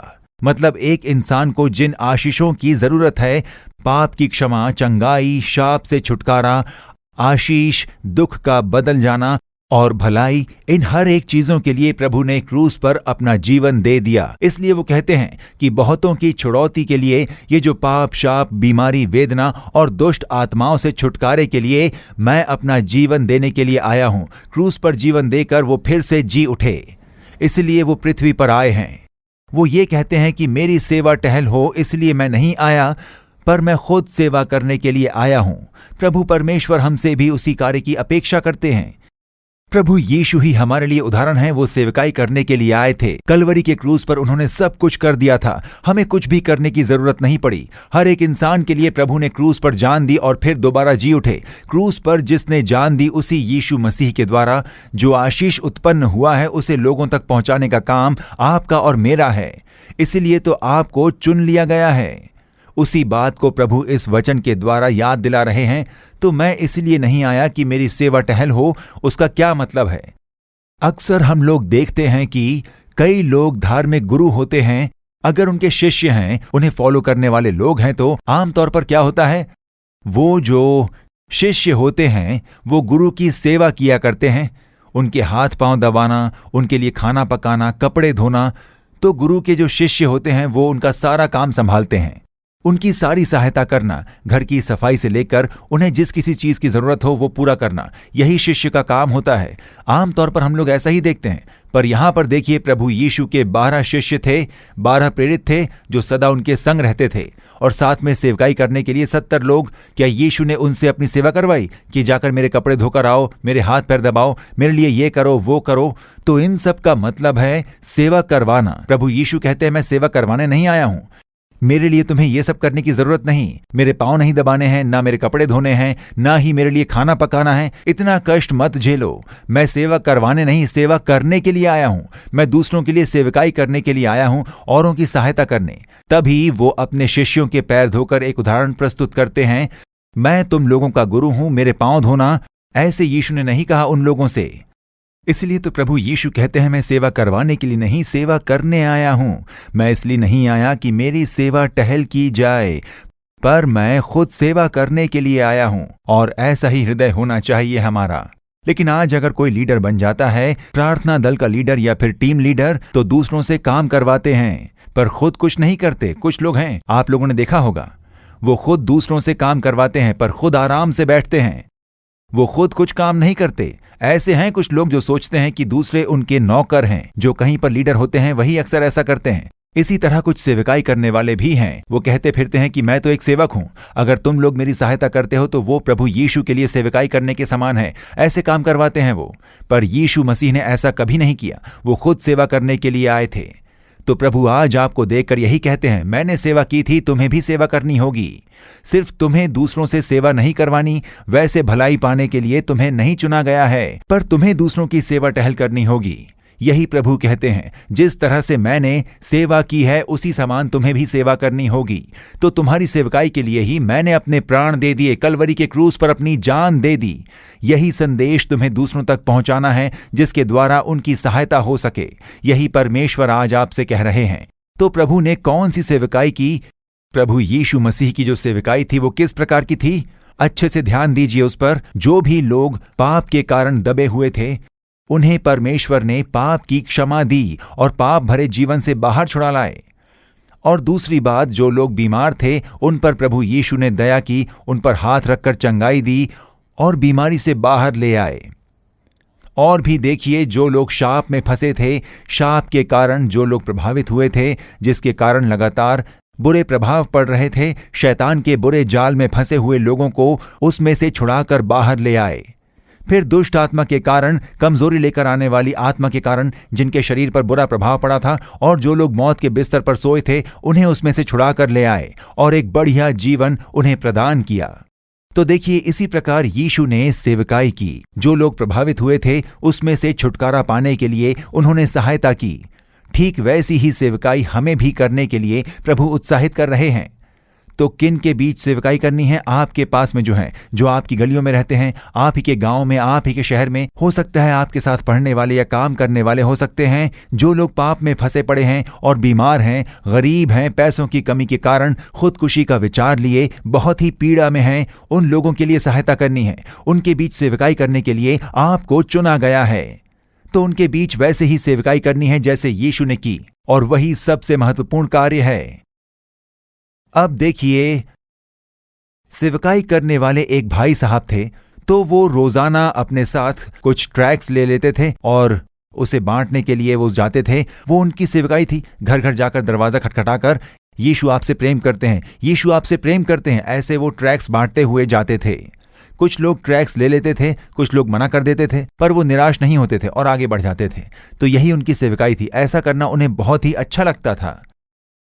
एक दिन वो कुछ बीमार पड़ गए, काफी कमजोर हुए और फिर उन्होंने बिस्तर पकड़ ली थी। उनका बेटा था, छोटा बेटा। वो शाम को जब स्कूल से लौटा तब उसने देखा कि पिताजी सो रहे हैं। तब बेटे ने आकर पूछा पिताजी से, क्या पिताजी आप बीमार हो? क्या आपकी तबीयत ठीक नहीं है? ऐसे उस बेटे ने अपने पिताजी से जाकर पूछा। तब उन्होंने कहा, मुझे उस बात की कोई फिक्र नहीं है बेटा। देखो, मैं रोजाना जाकर ट्रैक्ट्स दिया करता था। लोगों के बीच में कम से कम 100 लोगों को मिलकर मैं ट्रैक्ट्स देता हूं। पर मैं निराश हूं कि आज मैं वैसा नहीं कर पाया हूं। प्रभु यीशु मसीह के बारे में मैं आज लोगों को नहीं बता पाया हूं, यही चिंता है। ऐसा कहकर उन्होंने चिंता जताई। तब उनके बेटे ने कहा, आपकी जगह मैं चला जाता हूं, आज मैं जाकर ट्रैक्ट्स दे आता हूं। आपकी जगह आज मैं जाकर लोगों के बीच में ट्रैक्ट्स देकर आता हूं। आप सिर्फ मुझे ये बताइए कि किस तरफ आज जाना होगा। तब पिताजी बहुत ही खुश हुए। उन्होंने पूछा, क्या तुम करोगे? हाँ, करूंगा। उन्होंने ट्रैक्ट्स निकाला, प्रार्थना की और अपने बेटे के हाथों में थाम दिया। ये लो, ये ट्रैक्ट्स है, तुम इस गली में चले जाना और इतने लोगों के बीच में बांट आना। देखो, उसके नन्हे बेटे को बहुत ही खुशी हुई। वो सेवकाई करने के लिए निकल पड़ा। वो बच्चा जाकर दरवाजा खटखटाने लगा। जिस किसी ने दरवाजा खोला वो कहता, यीशु आपसे प्रेम करता है, और ट्रैक्ट्स देता। चौखट पर बैठे हुए लोगों को जाकर ट्रैक्ट्स देता और कहता कि यीशु आपसे प्रेम करते हैं। रास्ते पर चलने वाले लोगों को भी वो ट्रैक्ट्स देता गया। मन में बहुत ही खुशी हो रही थी उसे। जो सेवकाई पिताजी करते थे आज मैं कर रहा हूं, इस बात की उसे खुशी थी। अगले एक दरवाजे पर जाकर वो खड़ा हुआ। दरवाजा बंद था। उसने जाकर खटखटाया, किसी ने दरवाजा नहीं खोला। कोई दरवाजा खोले तभी तो वो ट्रैक्ट्स दे पाता था ना। कुछ देर रुका और फिर से उसने दरवाजा खटखटाया। फिर कोई जवाब नहीं आया। उसने सोचा शायद अंदर कोई नहीं है, लेकिन बात यह थी कि इन्हें भी तो यीशु का सुसमाचार सुनाना जरूरी है। तो पास में ही उस घर की खिड़की खुली हुई थी। तुरंत ही उस बच्चे ने खिड़की में से एक ट्रैक अंदर डाली और सोचा कि जब भी कोई आएंगे, दरवाजा खोलेंगे, इसे पढ़ेंगे तो उन्हें सुसमाचार मिलेगा। बस उसने उस दिन की सेवकाई पूरी की और लौटा। उसने आकर अपने पिताजी से कहा कि मैंने आज सेवकाई पूरी कर ली है, सारे ट्रैक्स खत्म हो गए। उसके पिताजी को बहुत खुशी हुई और फिर कुछ देर के बाद देखिए एक व्यक्ति वहां आए। उस छोटे बच्चे ने जो ट्रैक दिया था उसे हाथ में लेकर एड्रेस को देखकर, उनके घर का पता सील किया गया था पीछे, उसे देखकर वो वहां पहुंच गए। उन्होंने वहां आकर उनसे पूछा कि ये जो ट्रैक है क्या ये आपने हमारे घर में छोड़ा था? तब उनकी समझ में कुछ नहीं आया। उन्हें लगा कि क्या कोई बड़ी गड़बड़ी हो गई है इसकी वजह से। उन्होंने उस व्यक्ति को अंदर बुलाया और बिठाया। तब उस बच्चे के पिता ने जाकर उनसे बात की, दरअसल मेरा बेटा ही आज ट्रैक बांटने गया था, आखिर बात क्या है? तब उन्होंने कहा, अगर ये ट्रैक आज मुझे मेरे घर में नहीं मिली होती तो अब तक मैंने फांसी लगाकर खुदकुशी कर ली होती।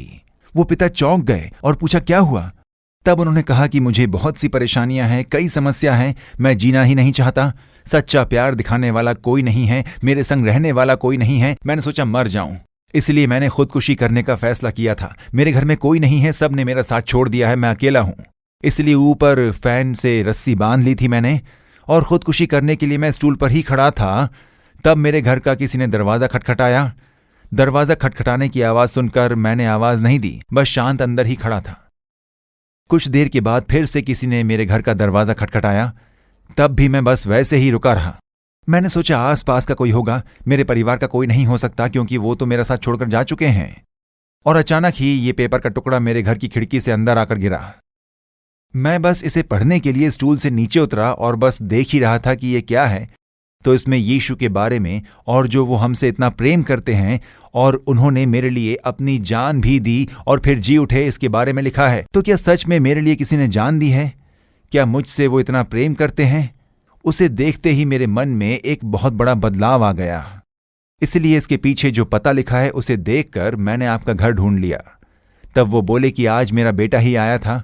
देखिए वो एक छोटा बच्चा है, इसलिए वो ट्रैक सभी के हाथों में जाकर देता था। आपका दरवाज़ा बंद था इसलिए उसे खिड़की से डालना पड़ा। तब उन्होंने कहा कि इसी ट्रैक ने आज मुझे बचाया है, नहीं तो अब तक मैंने खुदकुशी कर ली होती। ऐसा जब उन्होंने कहा तब उसे यीशु के बारे में बताया गया, यीशु के प्यार और उनके क्रूस पर मृत्यु के बारे में। आपके लिए उन्होंने जान दी है तो अवश्य आपकी सहायता करेंगे। इस बात को सुनकर उन्होंने यीशु को अपनाया। देखिए उस छोटे से बच्चे ने छोटी सी सेवकाई की थी बस, लेकिन उसके कारण एक प्राण को मौत के जाल से बचा लिया गया था। सेवकाई करनी चाहिए। किसी को आप यीशु के बारे में बताइए, यीशु के बारे में बताइए। ऐसे कितने लोग हैं जिन्हें जरूरत है, जो मौत के कगार पर हैं, उदासीनता में हैं कि मेरे साथ प्रेम करने वाला कोई नहीं है। देखिए प्रभु यीशु मसीह ने जाकर किस तरह सेवकाई की। जो परिश्रम करने वाले और बोझ से दबे लोग हैं, मेरे पास आइए, मैं तुम्हें विश्राम दूंगा, ऐसा कहा। तुम्हारा शोक आनंद में बदल जाएगा, ऐसा उन्होंने कहा। तो जो हम इस तरह से प्रभु यीशु के बारे में दूसरों को बताते हैं, उनकी जानकारी देते हैं, वही सेवकाई है। प्रभु यीशु जिसने कलवरी के क्रूस पर लहू बहाया और मरे, उसी यीशु मसीह ने जो पूरा किया, जो उन्होंने अपने आप की बलि दी, उस आशीष को दूसरे लोगों तक पहुंचाना, वही सेवकाई है। आपके लिए किसने प्राण दिए हैं, खून बहाकर प्राण दिए, आपके पाप को क्षमा करेंगे, छुटकारा देंगे, आपकी सहायता करेंगे। तो इस संदेश को आज क्या आपने किसी और के साथ बांटा है? क्या कल बांटा था? क्या इस हफ्ते किसी से बांटा था? तो आप ही सोचिए कि प्रभु के लिए आप कैसी सेवकाई कर रहे हो। कुछ लोग सोचते हैं कि चर्च जाकर, हाथ उठाकर, गीत गाकर, म्यूजिक के साथ आराधना करना एक बहुत बड़ी सेवकाई है। इसमें कोई शक नहीं है कि वो भी हम यीशु के लिए ही करते हैं, लेकिन उसमें ही आप बंध मत जाइए। जो लोग यीशु के बारे में नहीं जानते हैं उन्हें बताइए, वही बात मुख्य है।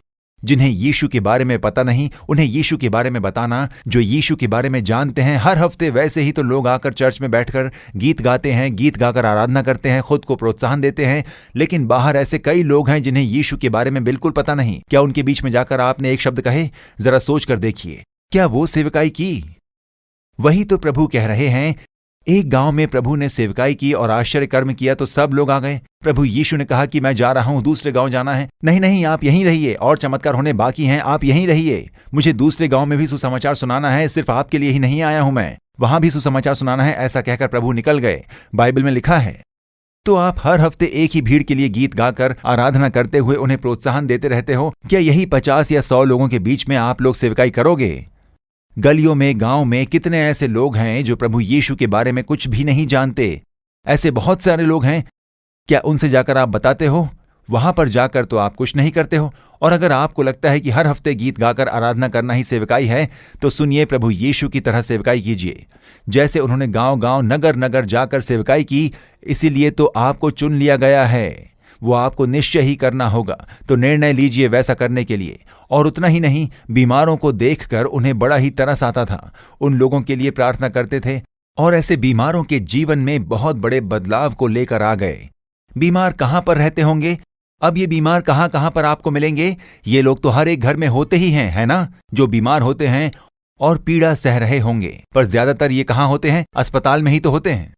आपके घर के पास में भी तो कोई अस्पताल होगा, पर अंदर नहीं छोड़ते। अब आप सोचिए कि मसीही डॉक्टर्स कितने लोग हैं। मसीही अस्पताल होते हैं, वहां पर जाकर अगर आप परमिशन भी मांगोगे कि सप्ताह में एक बार 1 घंटे मुझे टाइम दीजिए, यहाँ के लोगों के लिए मैं प्रार्थना करना चाहता हूं, ऐसा बोलकर देखिए, वो मान जाएंगे।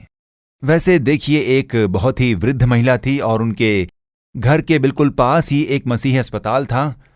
उन्होंने जाकर वहां पूछा कि साहब, हफ्ते में एक बार 1 घंटे के लिए मैं यहाँ इस अस्पताल में आकर यहाँ के बीमारों के लिए प्रार्थना करना चाहती हूँ। ऐसा जब उन्होंने पूछा, तब उन्होंने उन्हें इजाजत दे दी।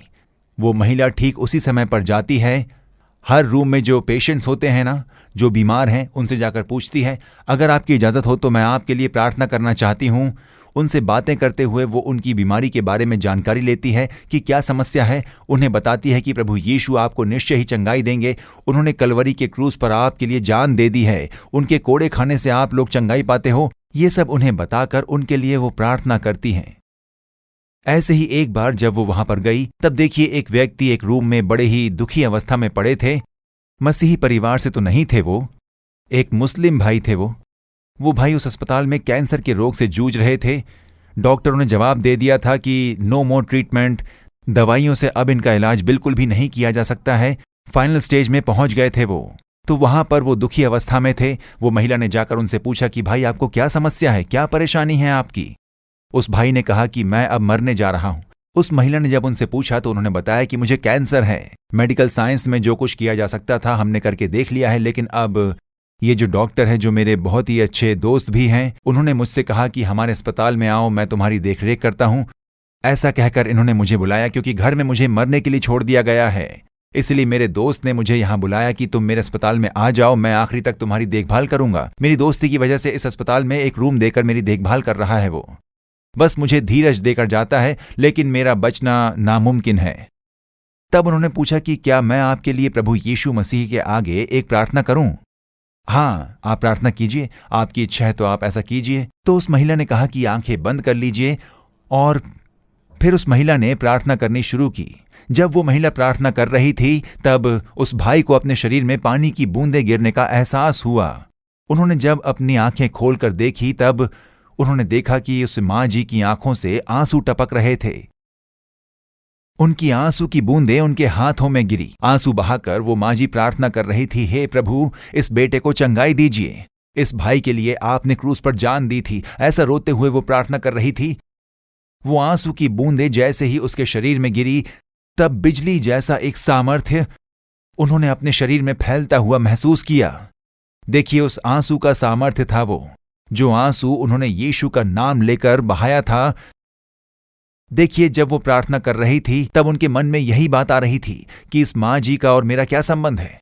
मेरे अपने परिवार वालों ने मुझे दूर कर दिया, मैं मरने वाला हूं, इसलिए मेरा साथ छोड़ दिया, पर इनके साथ मेरा कोई संबंध नहीं है। लेकिन ये मेरे लिए इतना रो रही हैं, यीशु से मेरे लिए इतना प्रार्थना कर रही हैं, और उनके आंसू जैसे ही मेरे शरीर में पड़े, मेरे शरीर में कुछ परिवर्तन हो रहा है। फिर वो माँ जी प्रार्थना करके चली गई, पर उस क्षण से लेकर उनके शरीर में चंगाई छाने लग गई। जो कहा गया था कि ये फाइनल स्टेज है, अब चंगाई नहीं हो सकती, वो बीमारी बदलने लग गई थी। उनके दोस्त ने आकर जैसे जैसे चेक किया, उनके शरीर में बदलाव देखा। जिस क्षण से वो प्रार्थना करके गई, उस समय से बदलाव शुरू हुआ। मौत की स्थिति बदल चुकी थी, बीमारी दूर हो गई। ऐसे परमेश्वर हैं इनके। इस परमेश्वर के बारे में बताने वाले ही इतना प्यार जताते हैं, तो वो यीशु कितना प्यार जताते होंगे। ऐसा उन्होंने अधिक यीशु के बारे में जाना, यीशु को अपनाया और पूरी तरह से चंगाई पाकर अब सेवकाई कर रहे हैं। वो सेवक बन गए हैं। तो देखा आपने, एक मां, एक गरीब मां, उन्होंने अपनी प्रार्थना के द्वारा अग्नि को फैलाना शुरू किया। आज वो सेवक बन गए और अपनी सेवकाई के द्वारा कई प्राणों को वो प्रभु के लिए जीत रहे हैं। तो आपको बिना कुछ किए नहीं रहना चाहिए। आपको लगातार अग्नि को फैलाने का काम करना चाहिए। यीशु के बारे में किसी को बताना, उनका सुसमाचार सुनाना, उनके लिए प्रार्थना करना, परमेश्वर के सामर्थ्य के बारे में बताना। मैं प्रार्थना करता हूं यीशु आपको चंगाई देंगे, ऐसा कहकर प्रार्थना करना। यीशु के बारे में लोगों को बताना, उनके सामर्थ्य को, उनकी अग्नि को फैलाना। इसलिए तो आपको चुन लिया गया है। जैसे यीशु कहते हैं, मैं सेवा करवाने नहीं, सेवा करने आया हूं। कौन सी सेवकाई है आपकी? क्या आप घर में प्रार्थना करते हो? वो बस आधा भाग है, आधी सेवकाई है। अगर आप सिर्फ प्रार्थना करते हो तो आपकी सेवकाई आधी है। जब औरों को जाकर बताते हो तभी वो सेवकाई परिपूर्ण होती है। यीशु के जैसे परमेश्वर मैं सेवकाई करूंगा, मैं आपके बारे में बताऊंगा, दूसरों को जानकारी दूंगा। मैं अब बिल्कुल शांत नहीं बैठूंगा। मेरी सहायता कीजिए कि मैं जाकर कम से कम एक को आपके बारे में बताऊं। अगर आप ऐसे अर्पण करते हो तो आपके द्वारा परमेश्वर का प्रेम फैलेगा, उनका सामर्थ्य फैलेगा, उनकी बेदारी की अग्नि फैलेगी। परमेश्वर आपके द्वारा अपने सामर्थ्य को फैलाएंगे और उसे प्रकट करेंगे। अब उसके लिए ये प्रार्थना करते हैं, हे प्रभु, मुझे भी आपकी तरह सेवकाई करनी है। जैसी आपने सेवकाई की थी उसी तरह मुझे भी सेवकाई करनी है। ऐसा कहते हुए अपने आप को अर्पण कीजिए। परमेश्वर आपका उपयोग करेंगे। चलिए उसके लिए अर्पण के साथ हम प्रार्थना करेंगे। हे प्रभु, अब तक मैंने ऐसा बिल्कुल नहीं किया है। इस पूरे हफ्ते में भी मैं आलसी बना रहा, सिर्फ अपने काम में बिजी रहा। मेरी जिम्मेदारियों के पीछे और काम के पीछे मैं बिल्कुल बिजी हो गया। मैंने लोगों से मुलाकात नहीं की, उन्हें नहीं बताया। मेरे पाप को क्षमा कीजिए। मुझे लोगों तक पहुंचकर आपके बारे में बताना है। ऐसे अर्पण कीजिए, तब परमेश्वर आपके द्वारा अपना सामर्थ्य प्रकट करेंगे। उनके प्रेम को वो प्रकट करेंगे, बेदारी की अग्नि को फैलाएंगे। आइए प्रार्थना करते हैं। अपनी आंखें बंद कीजिए। परमेश्वर की उपस्थिति में अपनी आंखें बंद कीजिए। हम अब प्रार्थना करेंगे। हे परमेश्वर, हमारे हर एक के साथ आप बात कर रहे हो, उसके लिए आपकी स्तुति हो। आपने बेदारी की अग्नि को फैलाने के लिए मुझे चुन लिया है। परमेश्वर, मुझे चुनकर अलग किया है सेवकाई करने के लिए। मुझे चुन लिया है सेवा करने के लिए। और हे परमेश्वर, क्रूस पर अपनी जान देने के लिए आपने अर्पण किया था। आपको जो क्रूस पर चढ़ाया गया, आपके एक शब्द और प्रेम को फैलाने के लिए मैं अपने आप को अर्पण करता हूं। अब मुझे और शांत नहीं बैठना है। मुझे जाकर आपके बारे में बताना है, सुसमाचार को सुनाना है और सुसमाचार फैलाना है। उसके लिए मैं अपने आप को अर्पण करता हूं। मैं अपने आप को अर्पण करता हूं। मेरा उपयोग कीजिए। मुझे अब शांत बिल्कुल भी नहीं बैठना है। मुझे हर दिन लोगों को आपके बारे में बताते रहना है।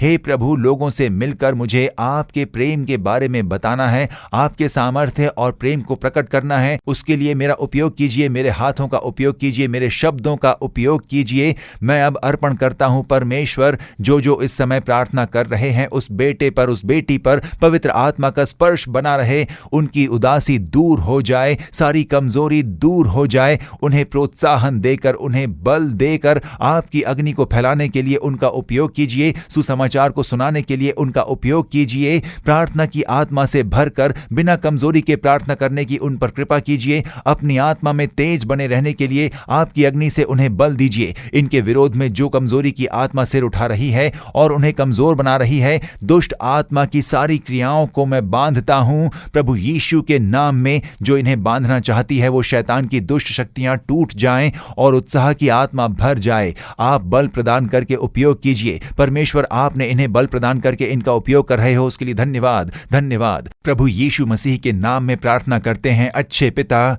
आमीन आमीन।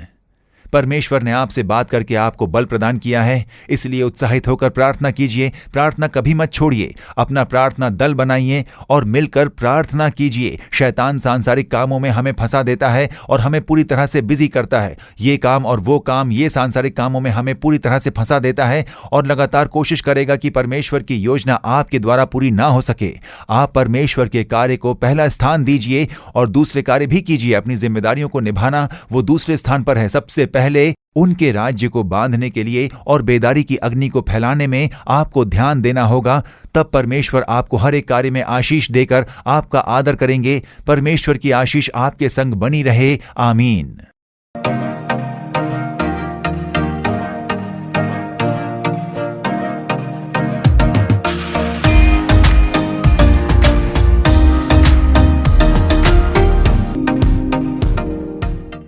अच्छा संदेश हम सुने। सो परमेश्वर आप सभी को बात किया बोलकर मैं विश्वास करता हूँ परमेश्वर को छुटकारा भी दिए हैं। ठीक है, अब विश्वास के साथ आगे बढ़िएगा। ठीक है, ओके। 2 सूचना है। अगले रिवाइवल इग्नाइटर्स फेलोशिप जुलाई महीना 30 तारीख में होगा। आप देख लीजिएगा, आपके फ्रेंड्स को भी आप शेयर कीजिएगा। ठीक है, और एक सूचना है 2021 से जीसस रिडीम्स यूथ मिनिस्ट्रीज के द्वारा हर एक महीना हिंदी भाषा में हम हिंदी मैगजीन हम रिलीज करते रहते हैं। ये मैगजीन हमारा यूथ वेबसाइट में होगा, youth.jesusredeems.com में होगा। आपको चाहिए तो आप वेबसाइट में जाकर आप पढ़ सकते हैं, आप डाउनलोड भी कर सकते हैं। अगर आप चाहते हैं ये मैगजीन आपको घर में चाहिए तो आपको घर को एड्रेस हम लोग को चाहिए। ठीक है, अभी स्क्रीन में एक नंबर आएगा, वो नंबर को आपको घर का पता को हम लोग को भेजना पड़ेगा। ठीक है, घर का पता आपको पिन कोड के साथ आप भेजना है। इंग्लिश अंग्रेजी में आप भेजना पड़ेगा। ठीक है, आपको नाम, आपका डोर का एड्रेस क्या है और उसका स्ट्रीट का नाम क्या है और कौन सा गांव है, आपका डिस्ट्रिक्ट और विद फ़ोन नंबर के साथ हम लोग को भेजना जरूरी है। ठीक है, उसके बाद हम आपको हर महीना आप लोग का हम मैगजीन भेजते हैं। ठीक है, ओके। अभी हम प्रार्थना करके ये कार्यक्रम को हम समाप्त करेंगे। अभी हमारे बीच में भाई विलियम है, वो अंतिम प्रार्थना करके ये मीटिंग को समाप्त करेंगे। आइए हम प्रार्थना करेंगे। धन्यवाद देते हैं पिता परमेश्वर प्रभु जी, शुरू से लेकर महान परमेश्वर अब तक अंत तक प्रभु जी हर एक बातों को आपके हाथ में सौंपते हैं पिता परमेश्वर। हर एक को तो महान परमेश्वर प्रभु जी अच्छे से ले जाने के लिए प्रभु सहायता मदद किया प्रभु जी। वर्शिप के समय प्रभु जी अच्छी वर्शिप करने के लिए सहायता मदद किया प्रभु, उसके लिए धन्यवाद देते हैं पिता परमेश्वर प्रभु जी। वर्शिप के द्वारा प्रभु जी बहुत सारे लोग आशीषित हुए प्रभु, इसके लिए धन्यवाद देते हैं पिता परमेश्वर। और महान परमेश्वर गवाही के समय को भी आपके हाथ में सौंपते हैं प्रभु जी। गवाही के समय प्रभु जितने लोग गवाही सुने प्रभु जी, उन लोगों के जीवन में भी तो कार्य कर पिता परमेश्वर प्रभु। गवाही के द्वारा प्रभु जी बहुत सारे लोग आशीष पाने पाए पिता परमेश्वर। और महान जो शॉर्ट फिल्म दिखाए प्रभु जी, उसके लिए भी प्रार्थना करते हैं प्रभु जी, उसके द्वारा लोग को आशीष दे प्रभु जी। और विशेष कर प्रभु जो मैसेज हम लोग सुने पिता परमेश्वर, उस मैसेज के द्वारा भी महान परमेश्वर प्रभु जी अनेक लोग महान परमेश्वर प्रभु जी तरह तरह के प्रभु जी बुराइयों में महान परमेश्वर समस्याओं में और जिस प्रकार की महान परमेश्वर लोग के जीवन में समस्याएं घट रही है प्रभु जी, उसमें पड़े होंगे प्रभु जी। हर एक समस्या के प्रभु जी आपके हाथ में सौंपते हैं प्रभु जी। अनुग्रह कर पिता परमेश्वर प्रभु जी, उस वचन के द्वारा प्रभु जी उनको बोल और बातचीत कर पिता परमेश्वर। अनुग्रह कर महान परमेश्वर प्रभु जी, हर एक बातों का आपके हाथ में सौंपते हैं पिता परमेश्वर प्रभु जी। और विशेष करके पिता परमेश्वर सभी जो बच्चे लोग एग्जाम लिखे होंगे प्रभु जी, उन लोग के लिए प्रार्थना करते हैं पिता परमेश्वर प्रभु जी। वे लोग महान परमेश्वर प्रभु जी घबराए होंगे पिता परमेश्वर, लोग तो छुड़ा पिता परमेश्वर प्रभु जी, लोग को आशीष दे पिता परमेश्वर प्रभु जी। अनुग्रह कर प्रभु जी, और वे लोग को महान परमेश्वर हर एक डर दूर होने पाए पिता परमेश्वर प्रभु जी। अनुग्रह कर महान परमेश्वर प्रभु जी। और महान परमेश्वर प्रभु जी जितने लोग महान परमेश्वर पाप और बुराई में फंसे होंगे प्रभु जी, वे लोग को स्वतंत्र कर महान परमेश्वर को छुड़ा पिता परमेश्वर प्रभु जी। अनुग्रह कर पिता परमेश्वर प्रभु जी। बहुत बहुत धन्यवाद देते हैं पिता परमेश्वर। छुटकारा को महान परमेश्वर दे पिता परमेश्वर, यीशु मसीह के नाम से मांगते हैं प्रभु। अनुग्रह कर पिता परमेश्वर प्रभु जी। वे छुटकारा महान परमेश्वर प्रभु जी शुरू से लेकर अंत तक महान परमेश्वर स्वतंत्र में रहने पाए पिता परमेश्वर। अनुग्रह कर प्रभु जी, लोग स्वतंत्र को महान परमेश्वर शुरू से लेकर अंत तक महान परमेश्वर संभाले रखने पाए पिता परमेश्वर प्रभु जी। और महान परमेश्वर प्रभु जी तुझ में वो लोग दिन प्रतिदिन बढ़ने पाए पिता परमेश्वर। प्रार्थना करने के लिए सहायता मदद कर प्रभु जी। अनुग्रह कर महान परमेश्वर प्रभु, वचन पढ़ने के लिए सहायता मदद कर पिता परमेश्वर। बहुत बहुत धन्यवाद देते हैं पिता परमेश्वर। हर एक बातों को आपके हाथ में सौंपते हैं प्रभु जी, शुरू से लेकर अंत तक जितने भी हमें प्रोग्राम हुए प्रभु जी, हर एक को आपके हाथ में सौंपते हैं पिता परमेश्वर प्रभु जी। हम सबको आशीष दे पिता परमेश्वर। जो प्रोग्राम को देखे पिता परमेश्वर लोग प्रभु सोशल मीडिया के द्वारा प्रभु जी, और जिस प्रकार से भी लोग देखें प्रभु, हर एक को तो आशीष दे महान परमेश्वर प्रभु जी। हर एक बातों को आपके हाथ में सौंपते हैं, इस विनती को यीशु मसीह के नाम से मांगते हैं, आमीन। परमेश्वर हमारा प्रार्थना को सुना है। अगले इग्नाइटर्स फेलोशिप में हम मिलेंगे, तब तक परमेश्वर का कृपा आपके साथ हो। धन्यवाद, आमीन। For further details and prayer support, contact Jesus Redeems Ministries, Nallumavadi, Tuticorin District, 628211. Our phone number 04435454545. Email info@jesusredeems.org. Our website www.jesusredeems.com. God bless you.